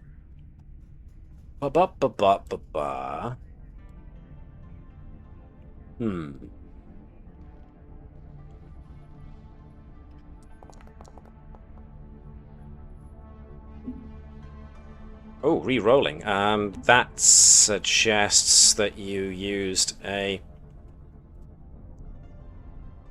You know what, I am actually going to be nice and say that Ori probably went up and tried using his charms on these people.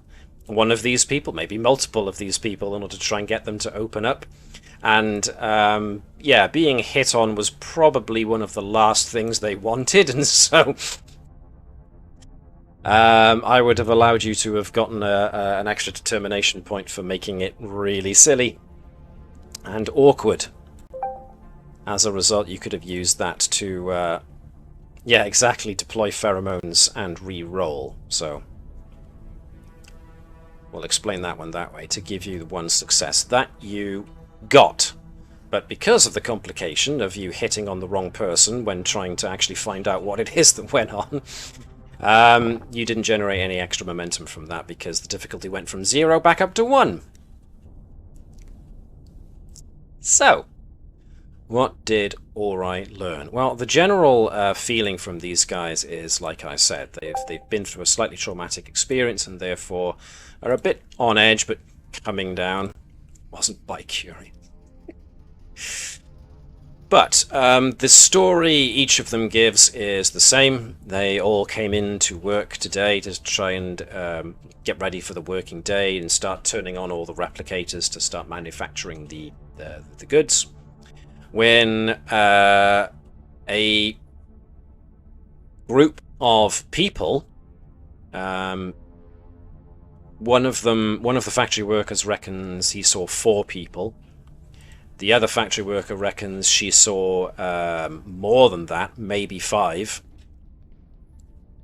individuals, all wearing this kind of, all wearing mostly black clothing, but had like balaclavas on, so all you could see really was their eyes, and that was almost shielded behind some kind of transparent visor.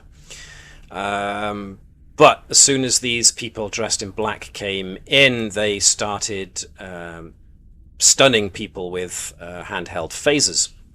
So nobody remembers much except for waking up when they were found by one of their co-workers, this fellow over here, who basically came in wondering why nobody was at their stations, and eventually heard mumbling and muttering as the other 3 came around groggily from being stunned.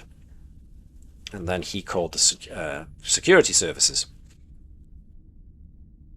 So, that's what you managed to learn from the people here. Is there anything else you would like to do?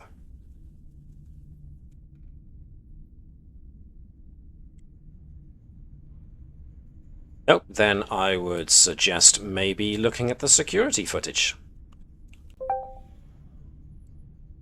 That's fair. Hide his head in a bag. Actually, not just here. So if there's any kind of cameras or anything out on the streets as well, as general security. So yes, indeed. Potentially a look at them entering or pulling up in a vehicle. Oh yeah, security traffic cam. Wow. Yeah, exactly. Would there be such a thing as traffic cams? Yeah, essentially there are going to be like points, basically sensor poles that act as, well, they're multifunctional by now in the 24th century, but there are basically sensors stationed at regular intervals outside in the streets.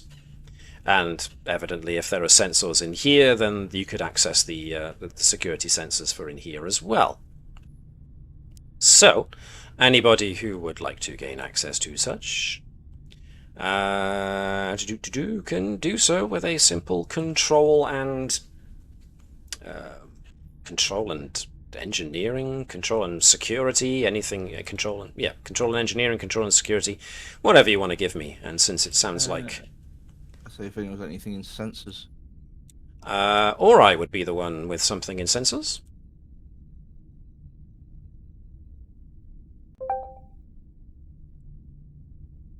But basically anybody with anything in with any of the foci in security procedures and that kind of thing as well would be useful. If somebody wants to assist. Otherwise, yeah, if you want Ori to assist Edwards, then it's going to be basically control and engineering. I think Edwards assisting.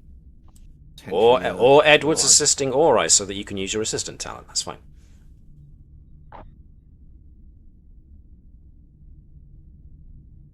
So, Mike, if you want to give us 2 dice, control and engineering for Ori with your focus of computer systems. Nice, nice, nice. Very good. 2 successes, and Edwards is 1. And you can re-roll that if you wish. Yes, I'll use my assistant to re-roll that.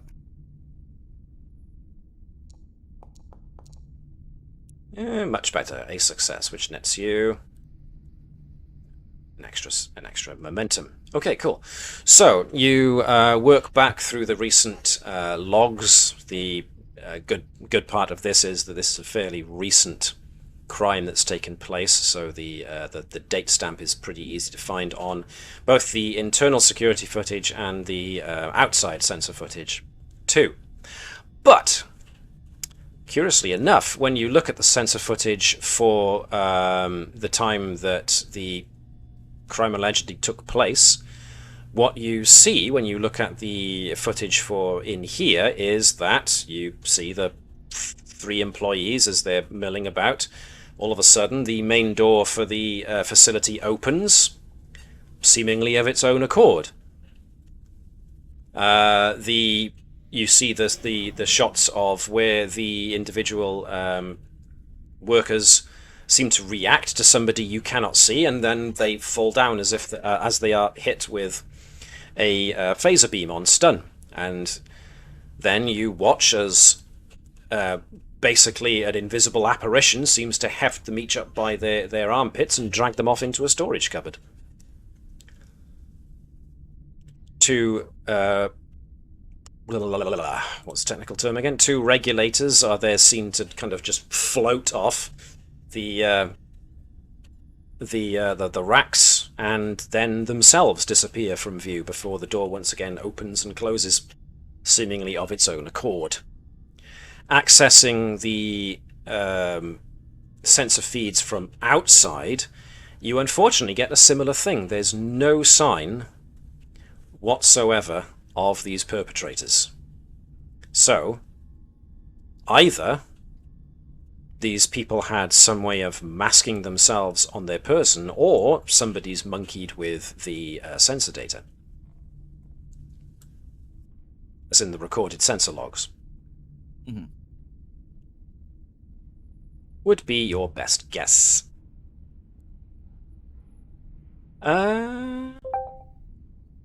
You should have a determination. I don't know why I didn't give you one. Budum. I heard a budum. Can we confirm that? Well, the best way to confirm whether or not the sensor logs have been tampered with in some fashion, is to probably take the isolinear chips that the sensor logs have been recorded on and go back to the station and analyze them using your tech back at the station. Potentially, I was just thinking if they would have had to have accessed them on the computers on the site, correct? So would there have been a log of an entry? So potentially go through the logs to see if there was an entry after the time when we saw people get knocked out, but before the time when that employee came in and discovered everything. Okay, so we've basically got Ori asking permission, probably from Sergeant Andrews, to take the sensor logs back to the station in order to give them a thorough checking over. Meanwhile, Edwards is looking through access logs to see if somebody's access code was entered to determine whether or not somebody actually monkeyed with the logs, if I'm getting that right. Yes, basically, it'd be confirmation that someone actually accessed it here. Because if there's no sign that someone's actually accessed it here to tamper with it, then this would potentially be a device that they were using which basically hid them from the sensors, rather than someone coming in without that technology and then altering it after the fact. Ooh, nice. Okay, I'll let you do that right now then with another control and this time a control and science check, because you're basically now accessing logs. Anything? I suppose communications as a focus would make sense because you're looking for date stamps. So it's communication protocols you're basically looking at there. Oh, nice. 3 successes. Wowsies. So now you have a full momentum pool. There does not appear to be any evidence that anybody accessed the data after the theft, or around about the time of the theft. Once again, though, if someone has been thorough enough to wipe all evidence of themselves from here, it's entirely possible they might also have wiped any access logs. So it doesn't seem, according to what you found, that somebody did access the sensor logs and in order to change them. But there is always a surefire way of finding that out for certain, which is to basically do what Ori is requesting permission to do, which is take the actual files back to the station in order to give them a thorough checking. I was thinking, because that kind of subroutine would be kind of hard coded into the very basics of the machine, so that type of thing is harder to remove on the fly. Indeed. So, yes, the possibilities narrow themselves as a result. Good. Yes. So, does anybody else who hasn't been doing all of this want to do any particular task while you are here? I mean, Andrews, Vibers, Nova. Anything particularly you guys want to get done while you're here, or is everything that's been discussed so far adequate? Can't think of Can where we're seeing, like, according to the footage, invisible people running around, can I do sort of look for any sort of trace decaying energies or radiation effects or similar, just in case they're using some sort of sensory blocking equipment that works on the visual spectrum as well as mechanics? Okay.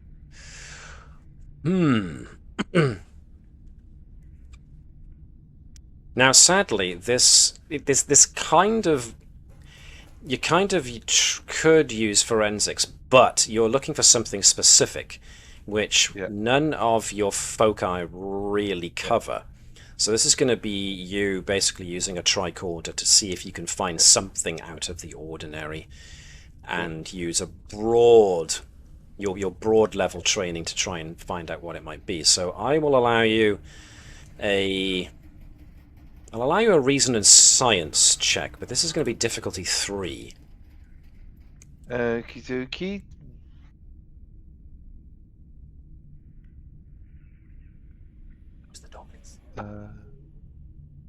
Yeah, I'm just do any of my values kind of like affect this? I don't really think any of my values really kind of apply to this situation. Not really, no. Yeah. I mean, this is basically you doing your day job. So. Yep. So. Give me your best shot, see what we get. 2 successes. Okay. You don't detect anything, but that in and of itself could also be a clue. Because you would imagine that if your hypothesis were true, then scanning the area might yield something, but the fact that you don't pick up anything that you can discern at the moment may be an extra clue in and of itself. You're not sure. You might have to take the tricorder readings back along with the sensor logs that you're going to be taking, the sensor data, in order to give it a thorough going over to see if you can in fact determine something. But a cursory evaluation doesn't net you anything. Okie dokie. All right then. So, unless anybody else has got anything else that they want to do here, then we will move this back to the station.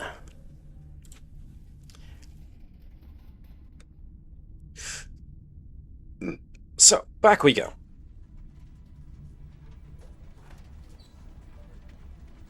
So, the 3 officers, Sergeant Andrews, Corporal Vibers, Officer Nova, can always assist the CSI guys with their investigation if you wish to. Especially since you're basically going to have to look over their shoulders to see if they do actually find anything as they start analysing all the data. So, This is gonna be an extended task or not an extended task? No, I don't think I will. Alright, this is going to be a difficulty 3 check, but this will be a reason and science or reason and engineering, anything to do with sensors would be good, or anything to do with monkeying with sensors would also be good. Altering the way things work. I mean, my best thought, besides Orai's focus on sensors, maybe Nova's tinkering, inner workings kind of thing, and her infiltration actually would be very good. Ask Mum. Old 20-quid note? That's a bit much. There's tons of coins over there. No, Crispin. Excuse me, guys. Okay. So there's no point. Just ask your mother about it. Sorry, I have to do the usual. I have to do the usual thing. Delegate to the mum. Right. Okay. So, what did I say? It was gonna be. Yeah, reason and science or reason and engineering. Anybody has got anything to do with inner workings, sensors, that kind of thing. The monkeying thereupon. So, seems to suggest Nova and Orai. Depends on who would like to take the lead.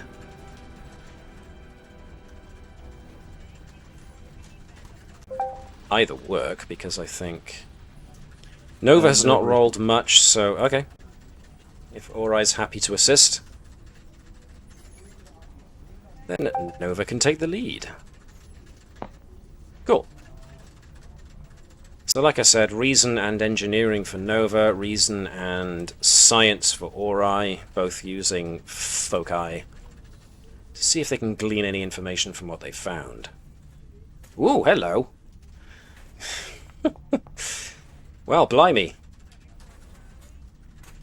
I put that up to 3 and you just crashed right through it. Well done. Alright then. Cool. So,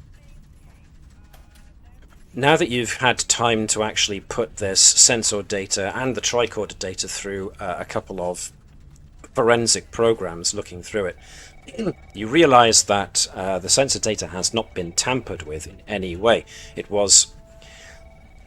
Excuse me, frog in my throat. The sensor data has come back as completely untampered, and therefore any readings you get from it are entirely truthful. But one thing that eventually becomes noticeable as you start putting different filters on the scanning data that you're reading, you start noticing these kind of globular sensor glitches that manifest themselves when you start tuning into a certain bandwidth. And those blobs, those sensor glitches, follow the course of what you believe the perpetrators to have done. These blobs, about 6 in number, come in through the front door of the manufacturing facility. They spread out. They then seem to approach each of the employees and phaser them, and then grab them and drag them off before heading toward the rack pallet and taking the regulators away. As such, now that you've got the correct sensor filters on to track where they went next, you are able to apply those sensor filters to the general sensors that are outside, the public ones. So you do actually get something of a path that the perpetrators took after they robbed the factory. Using this, you managed to identify that there is a local cafe. Appears to be the point at which these sensor glitches emerge onto the street, move up through the streets to the manufacturing area, and then go straight back after they have performed this theft to this cafe. Initial information on this cafe depicts it as under the name the Halo Cafe. Sounds like a Ferengi establishment. Hello, hello, hello. So, what would you like to do now? Leave someone in command to make that decision. Sergeant? Sounds like a plan to me. Maybe they'll have some of that awful Earl Grey tea that you like. Okay. Tea, Earl Grey cold. We're going in for Sergeant, or we Tea gonna Earl Grey do some- iced. that could, they might Yeah. sell that. So how do you want to Are go we in? going in force, or are we basically? going in sneaky? How do you want to approach this situation? How are we all feeling? We want to go in all guns blazing? Taking the phaser rifles out. I mean, what? No, I mean the. To protect and serve. We do need to take the phaser rifles because they can be set up for mass stun. Because that's Oh, a riot-controlled weapon. Can we crash the shuttle through the window? This isn't a lethal weapon. It's a shame we don't have some sort of a pacifying sonic weapon we could just spray into the cafe and ask questions later. That would be That'd be really ridiculous. convenient. Almost Ah, like well. some kind of riot control weapon. Oh look, Yeah. that's what you appear to have. Oh, that's convenient. Let's take those with us. And let's make sure we set them up for Ferengi, because that's obviously what we're going to encounter. Alright, I'm just going to say, remember what happened last time we went into an area that was potentially hostile and you tried pacifying them with pheromones? This is different. You said exactly that thing before that one as well. Wasn't this the one that we only just finished the mandated re-education courses for? Right. I'm just saying, we leave the pheromones for Plan B, as agreed with the Geneva government. Convention. Yeah, I think it was also to the Biowarfare Division, and there was something from internal investigations about that as well. Fortunately, we managed to get them off our back with the use of pheromones. He tucks away his glands. I like that. Just pushes them back in. I like Sean's Back in comment the that this is less lethal weapon, more loaded weapon.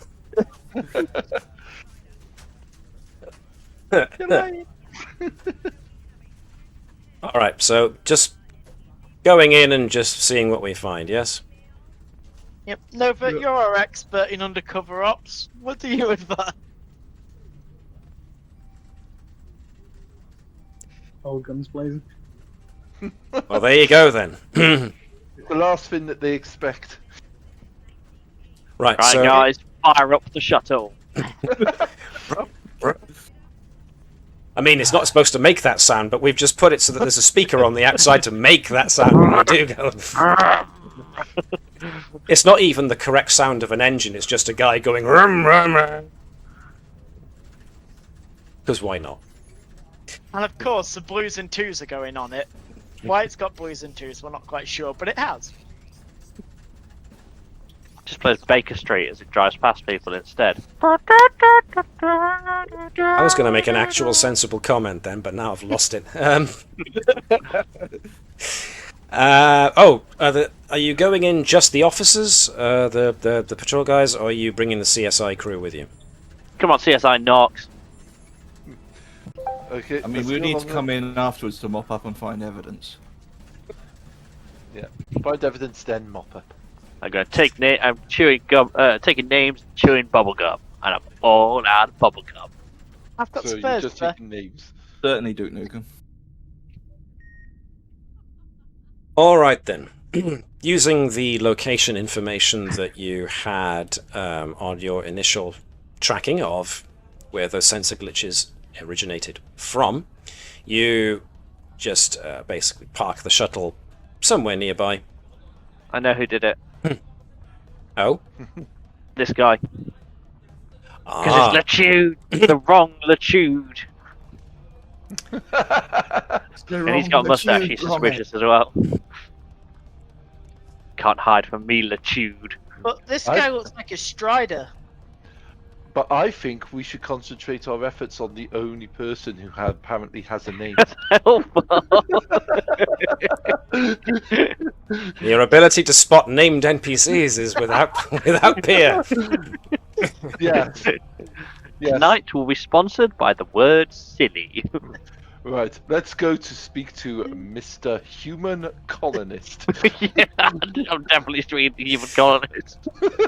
Anyway, Put my face on his nose. Latude, I know it's you. As soon as you guys walk in through the doors, any conversation that was being had comes to a hushed halt. And particularly the lady behind the bar stops what she's doing, which is basically cleaning a glass, but just glares in you guys' general direction. Yeah, what do you want? Tea, Earl Grey, cold. Sorry, we're all out of tea. You can find better tea actually in the cafe across the street. Right then, coffee, black, hot. Isn't that a shame? We appear to be all out of coffee too. Maybe if you went over the street to the Dominion sympathizers, you might find better coffee there. Water, wet. All you're getting is just everybody in this cafe is now just staring with Weird information. unimpressed faces. You want information? I suggest you go to a civilian information booth. It's right outside. Some of your customers seem to be a smart ass and are causing trouble. And we'd like to find them before they get shot. Huh. Any ideas who I might be looking for? Have you tried Starfleet? I hear they're pretty good at shooting people in the back. Yeah, they pay better than us. And the front too. And the front too.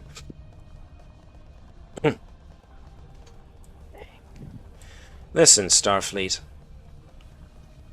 Even if you're not technically Starfleet, you've still got the badge, you've still got the uniforms. We don't take kindly to your kind around here, so why don't you just turn around and find someone else to bother?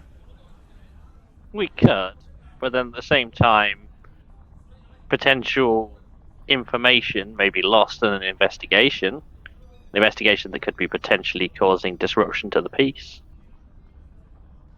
Oh, and I'm so sure that upstanding Don't we have citizens it- like yourselves wouldn't have do that. what would you know about being upstanding? You're a bunch of Dominion sympathizers.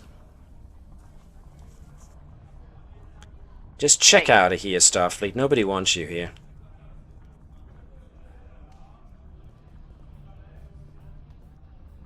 Well? We've got evidence enough to arrest this one for theft, have we not? You're going to arrest me over just things I say?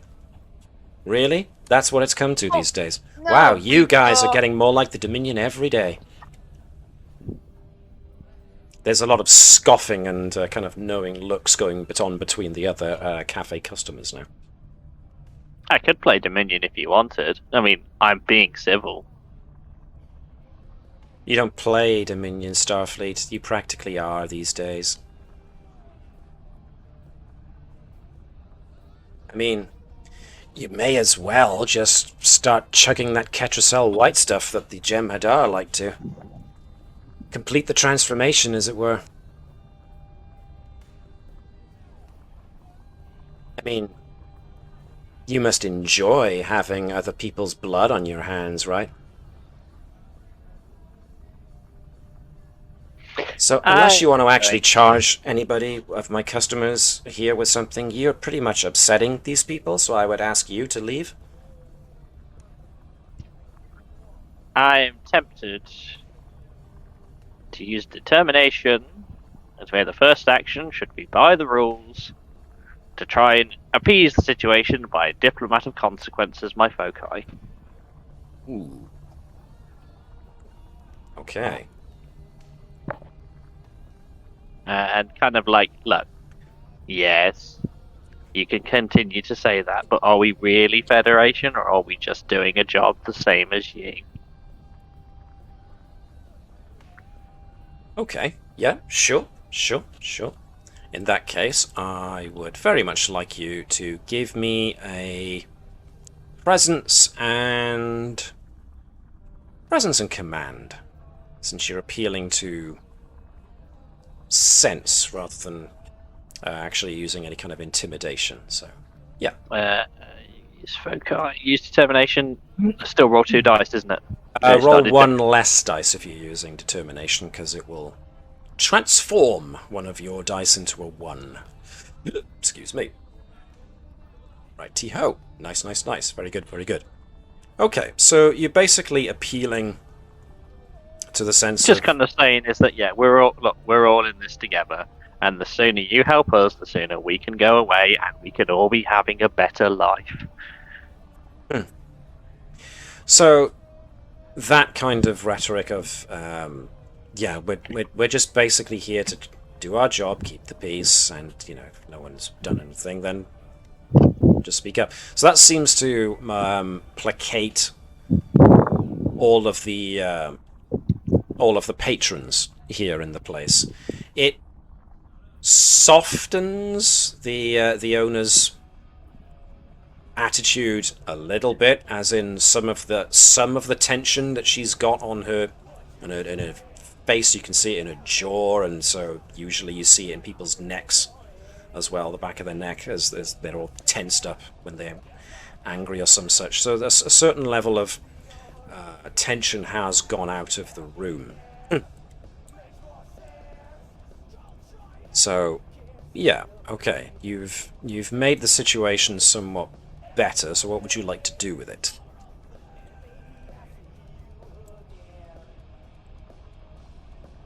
Let's just start asking questions now, without subtly trying to influence the results of what's going on, the pending investigation. Just trying to find information out. Okay. Yeah, we think someone's trying to set you up.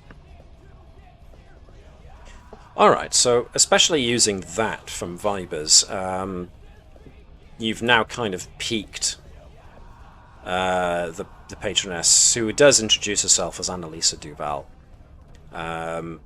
Pique her interest a bit there, so she's now at least willing to listen to what you have to say. So it's a case of, how do you want to approach this question? You think somebody's trying to set her up. Why do you think that? And how can they help? We have evidence of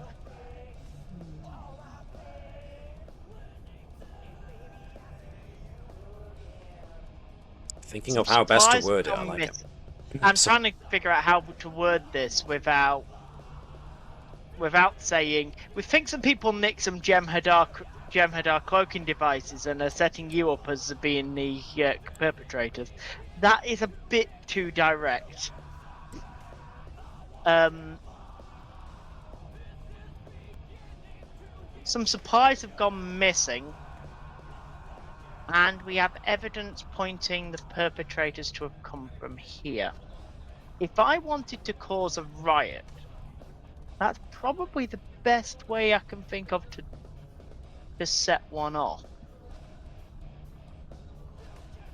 So okay. We want to find out who actually did it, because it's probably not you lot. Because if you lot were gonna cause trouble, you'd have egged our shuttle, caused us all sorts of crap, and we'd all be sitting in the infirmary right now, finding out what the Doc's newest form of moss does. Or is it fungus this week? I'll keep it as a surprise. Brass is a landscaper. Okay, so that helps calm things down with the patrons. So at the very least, you start to get the impression that the people who are the patrons here, they come in here fairly frequently, but they don't know anything about any theft.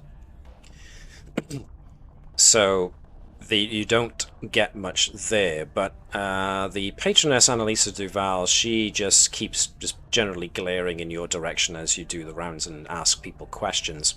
She seems to be watching you all very, very intently. When it comes for her to answer such a question about, whether or not she knows anything, she still looks at you with an intense suspicion. And it looks like of your lot, it's probably just a bunch of kids causing trouble, and I don't want it to escalate. Okay. As soon as you end that sentence, it looks like she's just about to say something, because she looks about and then relaxes a little bit. Is about to open her mouth. Well, she opens her mouth and takes a breath in just as she's about to say something. And that's when transporters activate and a group of Jem'Hadar transport into the establishment. The Jem'Hadar, 3 of them just level rifles at everybody, whilst the bigger guy in the front essentially grabs almost like a badge similar to what you guys have got, and says, "We are here under the authority granted us by the Dominion. We are investigating a theft that came into this area. You will tell us everything you know and capitulate immediately to questioning." Forgive me for pausing like I was Shatner during that particular monologue. This situation, the appearance of as soon as the Jem'Hadar transport in, and then say what they say, the patroness looks alarmed, seriously alarmed, and then reaches underneath the counter, pulls out a phaser, which of course means that the Jem'Hadar level their weapons. And, well, this is where we go into initiative, because things are about to get complicated.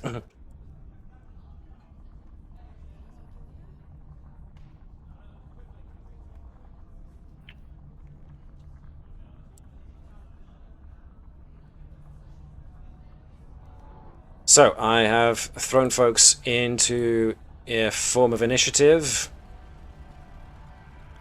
And essentially, you have to, well, she is acting now to attack the Jem'Hadar. The Jem'Hadar came in apparently alert for any kind of danger, so one of those are going to go first, unless you guys spend momentum to try and seize the initiative. So, I'd say so. Okay, now Personally, for me, we don't want to fight to start a full-on gunfight to start out. And you may ignore the normal cost of keeping the initiative, so you don't actually have to spend momentum. So you can grab the initiative now for someone on your side to do something. So I'd suggest Nova to run over and drop kick her, and then I'll disarm the Jem'Hadar. If that's what you want to do. That'd be my suggestion. But it's up to everyone else. Like, please make decisions as well and come. Sean, is Nova up for tackling the proprietress? Yep. All right then. Nova is going first, which means you can use a quick action, or a minor action I should say now, to cross the distance, and you can use... now, she is partly behind cover. She's aware of your approach, so she is going to be using daring and security to basically give you the difficulty you need to hit. I got no successes, so that's not surprising considering she's a civilian. So it's basically, yes, with your focus of acrobatic brawling, what it is you would like to do, basically daring and security to try and see if you can take her down.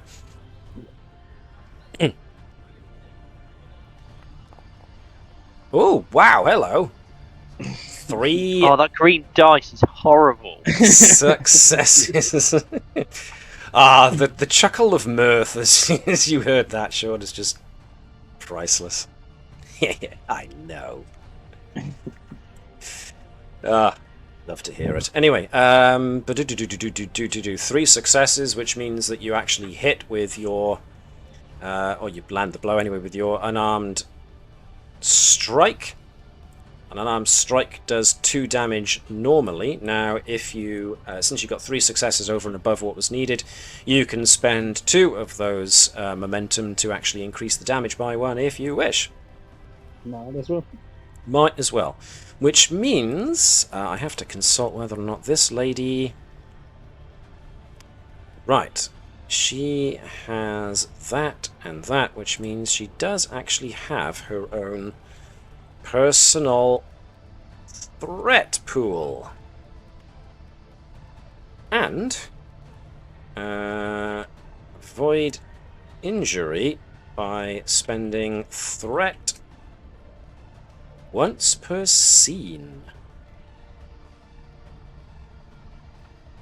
So that is actually one of the new rules introduced in 2nd edition to do with NPCs. If they're not a minor NPC, then they sometimes get their own personal threat pool, and depending on the level of the PC and how important they are, the NPC I should say, and how important they are, they can either once or more spend threat in order to avoid injury, which is what we're going to do in this case. So she's going to use all of her personal threat to, as if she had a stress track, in order to avoid that injury. So she is still in the runnings for now. So if we read that again for quick to action, during the first round of combat, you and your allies may ignore the normal cost of keep the initiative. So someone else of your team can go now to try and deal with this situation. So who else would like to go? Or is Andrew's going to go now and try and disarm the Jem'Hadar? Yeah. Okay. Now then, there was something to do with disarming. Ooh. Disarm costs 1 momentum if the weapon is held in one hand. If it's two-handed, it increases to 2 momentum. As it turns out, they are hefting Jem'Hadar plasma rifles, which are two-handed. So, if you do manage to hit, in order to try and disarm him of his weapon, you'll have to spend 2 momentum to do so. But, in order to get there first, we have to do daring and security versus daring and security. So I'm going to roll first because he has, he knows you're coming, so he gets to set the difficulty. Once again, I roll very poorly. Can I do anything with that? Nope, nothing for that, nothing for that. Okay, no, I am happy to go with that result because the dice are telling the story here. Oh, and you get all the successes, so 3. So you got 3, so again, 2 of those momentum that you just generated can go straight to disarming him. So yeah, cool. Andrews jumps ahead in front of the Jem'Hadar first and basically wrestles the... well, you don't need to spend 2 momentum because you would have earned it from your multiple successes.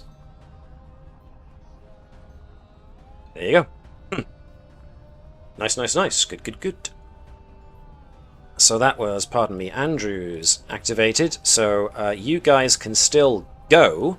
You've still got 3 Jem'Hadar warriors, and this lady has still got a phaser.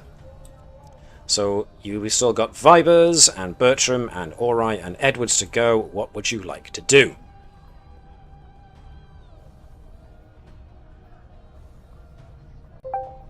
That was a badump. Be right back.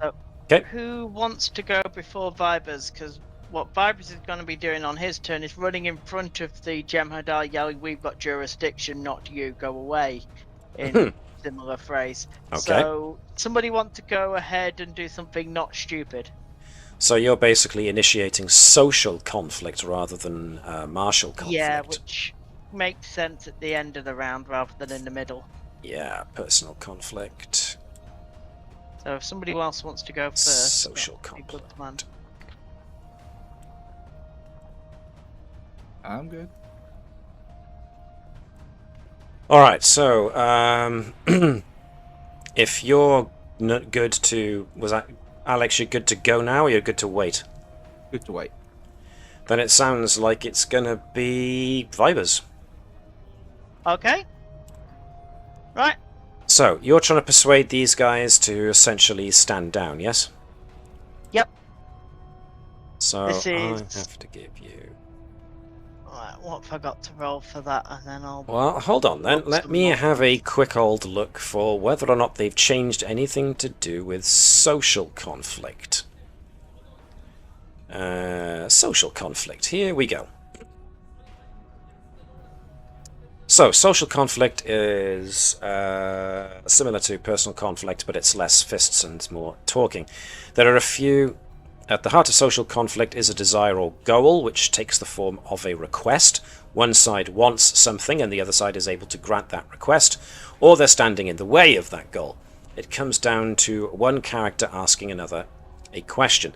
There are a few different responses to that question, and the character being asked may respond in one of 2 ways, to either yield or to resist. Regardless of any other consequences, if the character resists a request in a social conflict, that request cannot be made again without being changed, or without some other change of context. So, blah blah, blah blah blah blah, resisting persuasion. So, if a character resists when faced with a request, this becomes an opposed task. The asking character first rolls an appropriate attribute and department. So, you are asking for... presence and security? Yeah, go on then. Not my best combination, but it makes most sense. I am throwing in needs of the squad, as in, if this goes well, we're not dead. You are allowing needs of the squad as a value to influence your... I was going to be saying, this is... Yeah. I'm trying to use that as a way to... Actually, I don't need to pick a value to use determination anymore, do I? That's not how it works. Well, yes, you still do justify it via a value. Absolutely, because just in case you use that in the same way again later on, that makes it a callback. I'm using needs of the squad as part of this. So you are rolling determination? I am rolling determination. Okay then, before you do that then, let me first see if I can roll up what these guys are going to resist it by. If you're addressing the whole lot of them, then they're going to be going off of their Jem'Hadar first.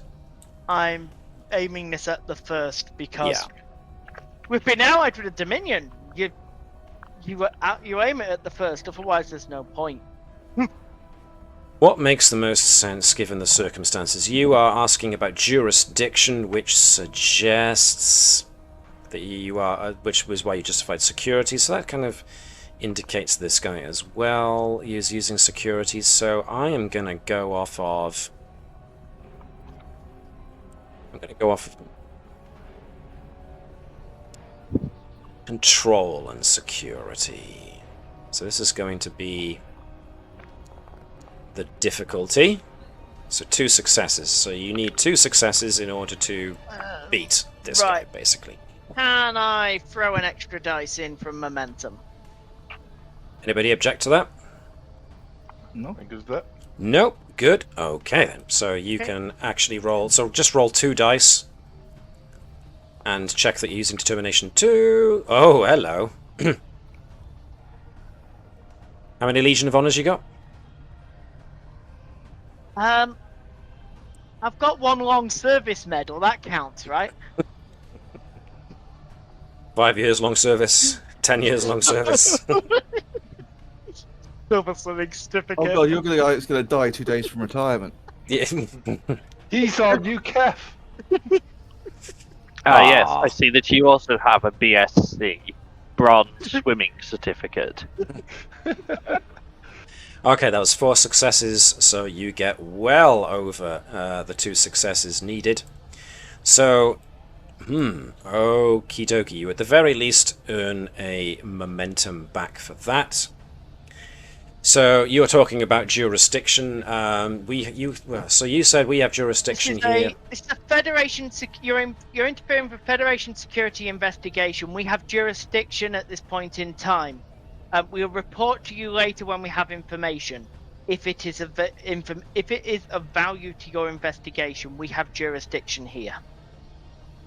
The first, looking at his empty hands and looking at Andrews with that kind of cold, predatory look that the Jem'Hadar have at Andrews. I'm just going to smile.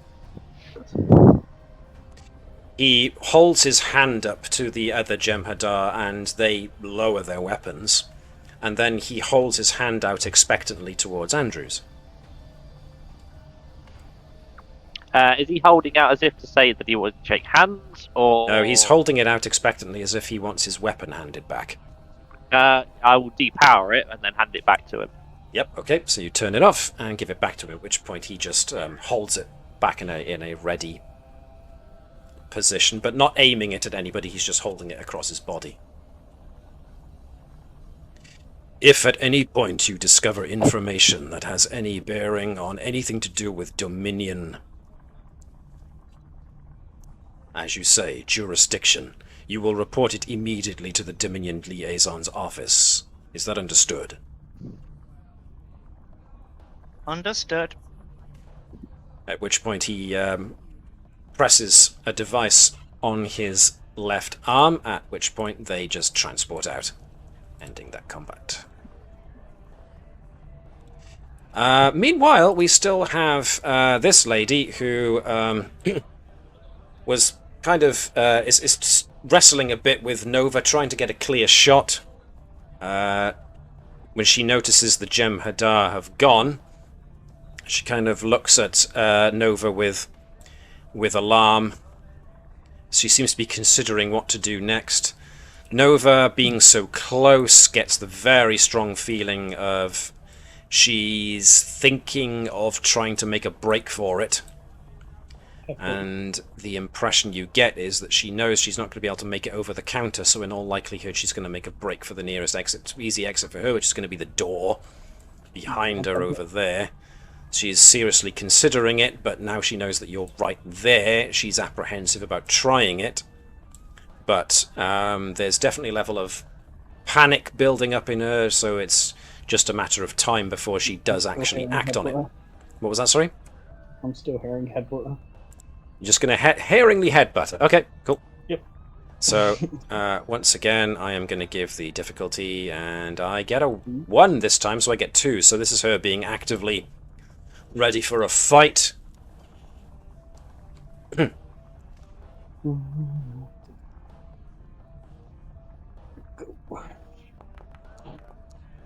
Oh no, these 20s are coming in thick and fast. That's a good job I've got the long service medal. Well, indeed, yes, but it's a tie. So what seems to happen is essentially, if you spend... No, you need to succeed in order to spend 2 momentum. You try and headbutt her, she moves to side and just kind of grapples, and you're both there just kind of wrestling with each other. So unless somebody's willing to step in and try and stop this, either via social conflict or by actual martial conflict of the 3 that remain... I would be tempted, but these 3 are still technically an initiative. Yeah. So I'd probably shout over that Edwards are all right. Edwards is probably the most security 3. All right, security 2. Yeah, Edwards is actually the most security confident out of those 3. So I'd be like, yeah, it'd be kind of like requesting that he Step in. step in. Okay. Edwards, you've been requested to try and step in and calm the situation down somewhat, either by talking somebody down or physically restraining somebody, so what would you like to try? If anything. Unless you can think of something else you'd like to try. So these are mainly human colonists. Let's see. I'm trying to think of some way of connecting with them. So basically, everyone is ready to go. Well, everyone else, the patrons are all kind of like frozen to their seats after the Jem'Hadar appeared in and are kind of uncertain as to what's going to happen next. But, you know, this lady and Nova are currently grappling at the moment. So, however you want to try and resolve this situation. Appeal to sense, or maybe phaser on stun, or use the sound gun. It is probably going to be sound gun, just specifically targeted at her, targeted him, because I have no presence to be able to talk anyone down, so it's going to be fine. If you're going to resist, zap. Okay, cool. So, what we're going to need you to do is, if I can just find it, we're going to need a point of momentum being spent so that you can tune the thing to humans, because you're going to need a minor action to draw the weapon in the first place. Okay. And a momentum spend in order to do another minor action, which would be to tune the thing to humans. So then you can use your major action to actually fire it at this lady. Sorry, so minor to draw, momentum to tune, major to shoot it. Yes. Okay, so is that control and security? Control in security. Now, this lady is currently grappling with Nova and doesn't know about Edwards and the weapon, so she's not really got any covers. This is going to be flat difficulty of 2, but I will spend 1 threat to up the complication range because of Nova's proximity. It's tuned to human, so it wouldn't be as effective against her if she's a different species. But she can still get a headache from it, so we'll see how we do. Yeah, but yes, your tuning it to humans will mitigate it somewhat, so yeah.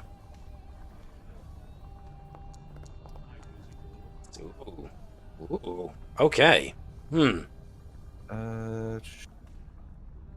unless you want to spend a determination to re-roll. Yeah, I think I will. Yeah, okay, sure. Try not to hit a superior officer. Then, yeah. Technically, you're the same rank at the moment. This would come under let's try something risky. Yeah, that would be it. So just re-roll the 1. Re-roll. Re-roll the 19, since you already got 1. What's the thing? That's fine. Oh, whoa, look at that. Look at that, which means you get momentum back, which means you do manage to actually catch this lady, which means we hit her with the press the thing, don't I? sound gun. Already done it. The sonic oscillating universal neural disruptor. It only does stun damage. She's already used her ability to avoid injury this scene, so she can't do it again. So she takes 3 damage and she is knocked unconscious.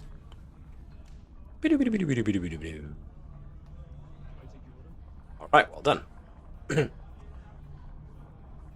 And so, with this lady now unconscious and no longer a threat, what would you like to do? I mean, you can now question her. Unless you want to take her to the station and question her. I'd like to quickly, as a conscious, go over and sort of scan her both medically and see if there's any oddities about her. See if we got the weird thing where I wasn't detecting anything at all, even the stuff I'd expect earlier. Okay. In that case, give me control and science. I've got forensics, and damn it, I'm going to actually be of that mindset. Difficulty 2. Yep. Can I use forensics or surgery? You can use forensics on this one now that you know what you're looking for. Yes. Okay. Or you got an idea what you're looking for. One success. This can succeed at cost if you want to. What exactly does that mean?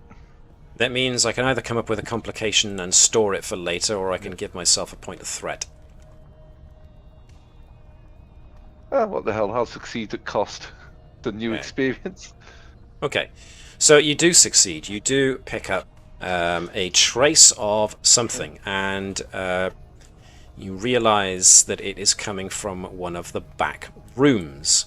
When you get into the back rooms, which probably requires that one of the other officers, so either Vibers or Andrews, escorts Bertram whilst he's scanning, the other two forensics officers can just have a general look around as well.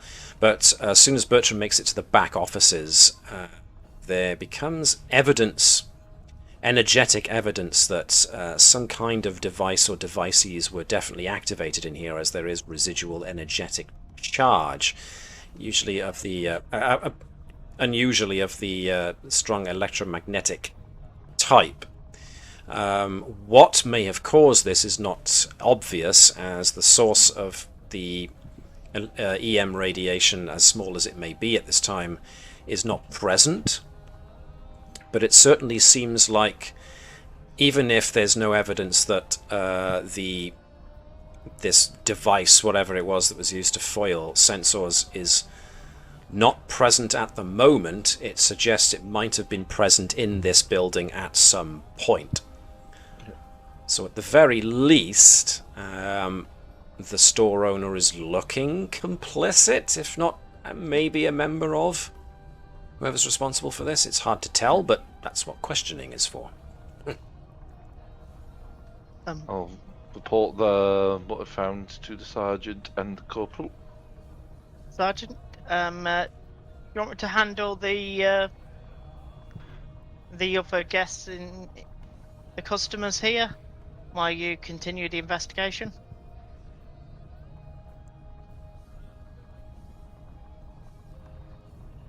Sounds like I'm hearing no objections. Okay. So while go on. While Andrews is handling the investigation stuff, Vibers is standing on the counter and advising the clientele that Dominion security seem to be taking an interest in this place. Please go home. Gotcha. We're taking your bartender in for questioning for her own safety, so that she is not picked up by Dominion security. Please go home. Righty.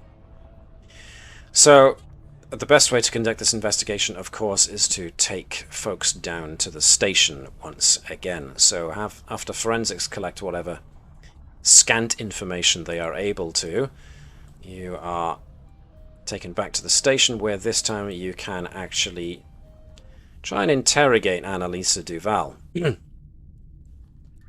But you can also, of course, look into her at the same time, because you guys have got such a huge momentum pool now, and that looking into somebody's public record is pretty easy for you guys. I mean, that's pretty much what you do day in, day out. What you discover is that, well, first of all, the Ms. Duval is still very uncooperative. She's got her emotional walls up. She's trying not to give anything away. She does seem to harbour genuine dislike for each and every one of you. In fact, everybody here in this office, you know, there's no one person here that she doesn't seem to harbour a deep-seated dislike of. So while some of you are trying to question her, and she's not terribly forthcoming about anything, she just clams up. The empaths amongst you get the feeling that she does know something, What in particular, you don't know because you're not telepaths. But nevertheless, when you look into her personal data, what you find is that she's never broken a law before, but does not have a license to have a phaser. But you did find in the cafe back rooms itself, and Bertram and the CSI guys will confirm this, that there were posters and pads with content on them that very much have. I'm trying to find words here, and my brain is failing. There are pamphlets and posters that are all to do with this protest movement against the non-aggression pact that the Federation have with the Dominion. And so there's a lot of rhetoric about the Federation being complicit, or at the very least conveniently forgetting about the cost in lives that the Dominion have already taken.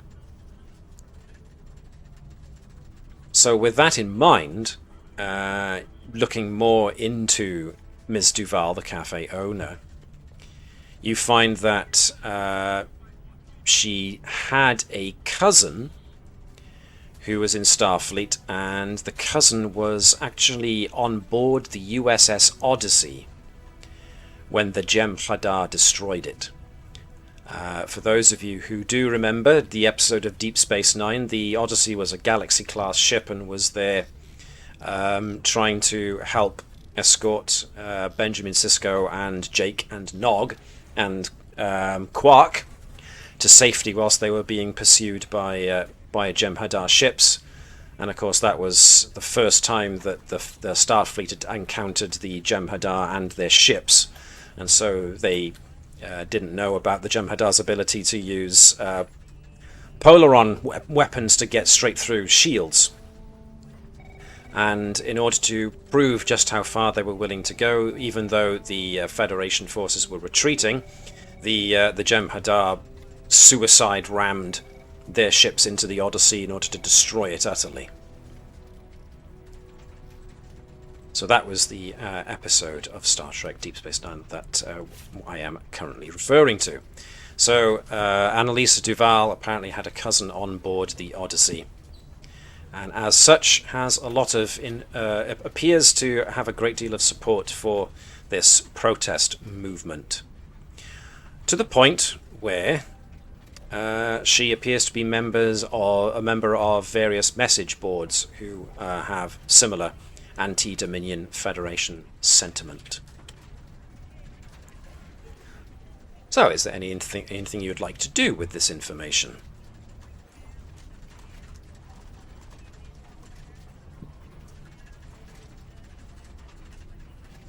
Yep. Okay. I will. Go on, sorry. Nothing from our CSI team? Okay. I will suggest then, if unless Alex has got something he can think of. No, I was going to say Commander Bertram, or was it Sergeant Bertram? Basically, I was just going to. I will ask for Ori to give me a control and science check with a focus on computers to start investigating these message boards. So I'm going to make it difficulty 1. Oh, and boy, howdy do you do it! Good grief. Alright then. So, going along the trail of this message board, Ori obviously wonders... Let me just see that. Good, Delton, yes. Ori starts looking into these message boards and tries to see if there's anything going on there. As a result, he finds that the majority of people who use these message boards do so to anonymously post up their grievances about the current status quo. Many of them are angry about lost freedoms or lost friends and relatives from the Federation Klingon War that the Dominion started, and Most just appear to be people airing their complaints. However, with that many successes, Ori does find evidence. A small number of users start posting with the sentiment of actually taking action of some variety. And you actually find down in the lower levels, as it were, of these message boards, private message threads of some of these people who are looking to do something about it. There are tips and such being swapped between these anonymous users, some of which are citing means of evading detection. And since you got 4 successes, one of those anonymous posts actually posts a schematic of some kind of device that shows, if you were able to apparently build it, you can actually jam sensors with it, becoming essentially invisible to sensors. Mike just asked the question, can you trace the locations that these are posted from? Sadly, not easily, no, because these are anonymous postings. In order to get possible locations of folks, you might have to actually send a request to the message board admins to basically give up their users' private information. But with this information at your just gained by your CSI crew, that's when Commander Jahal comes over to the lot of you and says, "We've just got a call from dispatch. Apparently another facility has been broken into. And this time there's been fatalities." That is where I'm going to leave it for tonight.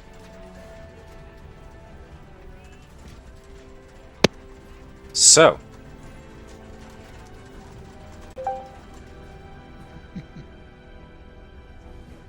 fatality. I guess hacking isn't Starfleet approved. Well, no, not really, because if you want to do that, it's the kind of thing that you need to get permission to access. So that needs to go up the chain of command, as it were, and you need to request access into people's personal data. You need probable cause, as they say, in order to start investigating that side of things. But it appears that another theft has been attempted, but there's also been a fatality. And we've had the good news that Mike is now off on Tuesdays a bit more regularly, so we can actually, if folks are available next week, the 26th of November, we can continue this next week. Should be. Should be. Mm-hmm. Excellent. Yay, next week, says Mike. Oop, who did we just lose? Sean. Yep, he's gone completely. Yep. Looks like his computer completely dropped him out. Yikes. Okay. At least to me. All right then. So that's the good news, is that we will be able to continue this next week rather than waiting a fortnight to resolve this episode. So cool. Another. We'll have to find out how this investigation happens on CSI Ashgrave. Yeah. So yes, we'll have to get a brief audio clip of The Who giving us an outro. But until next time, then, yes, we basically ask you to do like Federation security do, treat it, protect and serve, help each other. So, yes. Night, gents. Have a good one. Thanks, Matt. Thank you, Mike. Thank you to everybody who tuned in for this episode. I hope you enjoyed it. If you are watching this on YouTube, then as per usual, if you enjoyed it, please think of giving us a like, because it helps not only our channel, but also all channels doing actual plays, because it feeds into the algorithm, our Lord and Master. Everyone, if you will, all hail the algorithm. Yeah. Live long and prosper, folks. Ashgrave. Live long and prosper, folks. We'll find out what happens next week on CSI Ashgrave. Until that time, look after each other, treat each other with respect. This is a crazy time we're living in, so let's all look after each other. Toodle-hoos, guys. Hailing frequencies are now closed.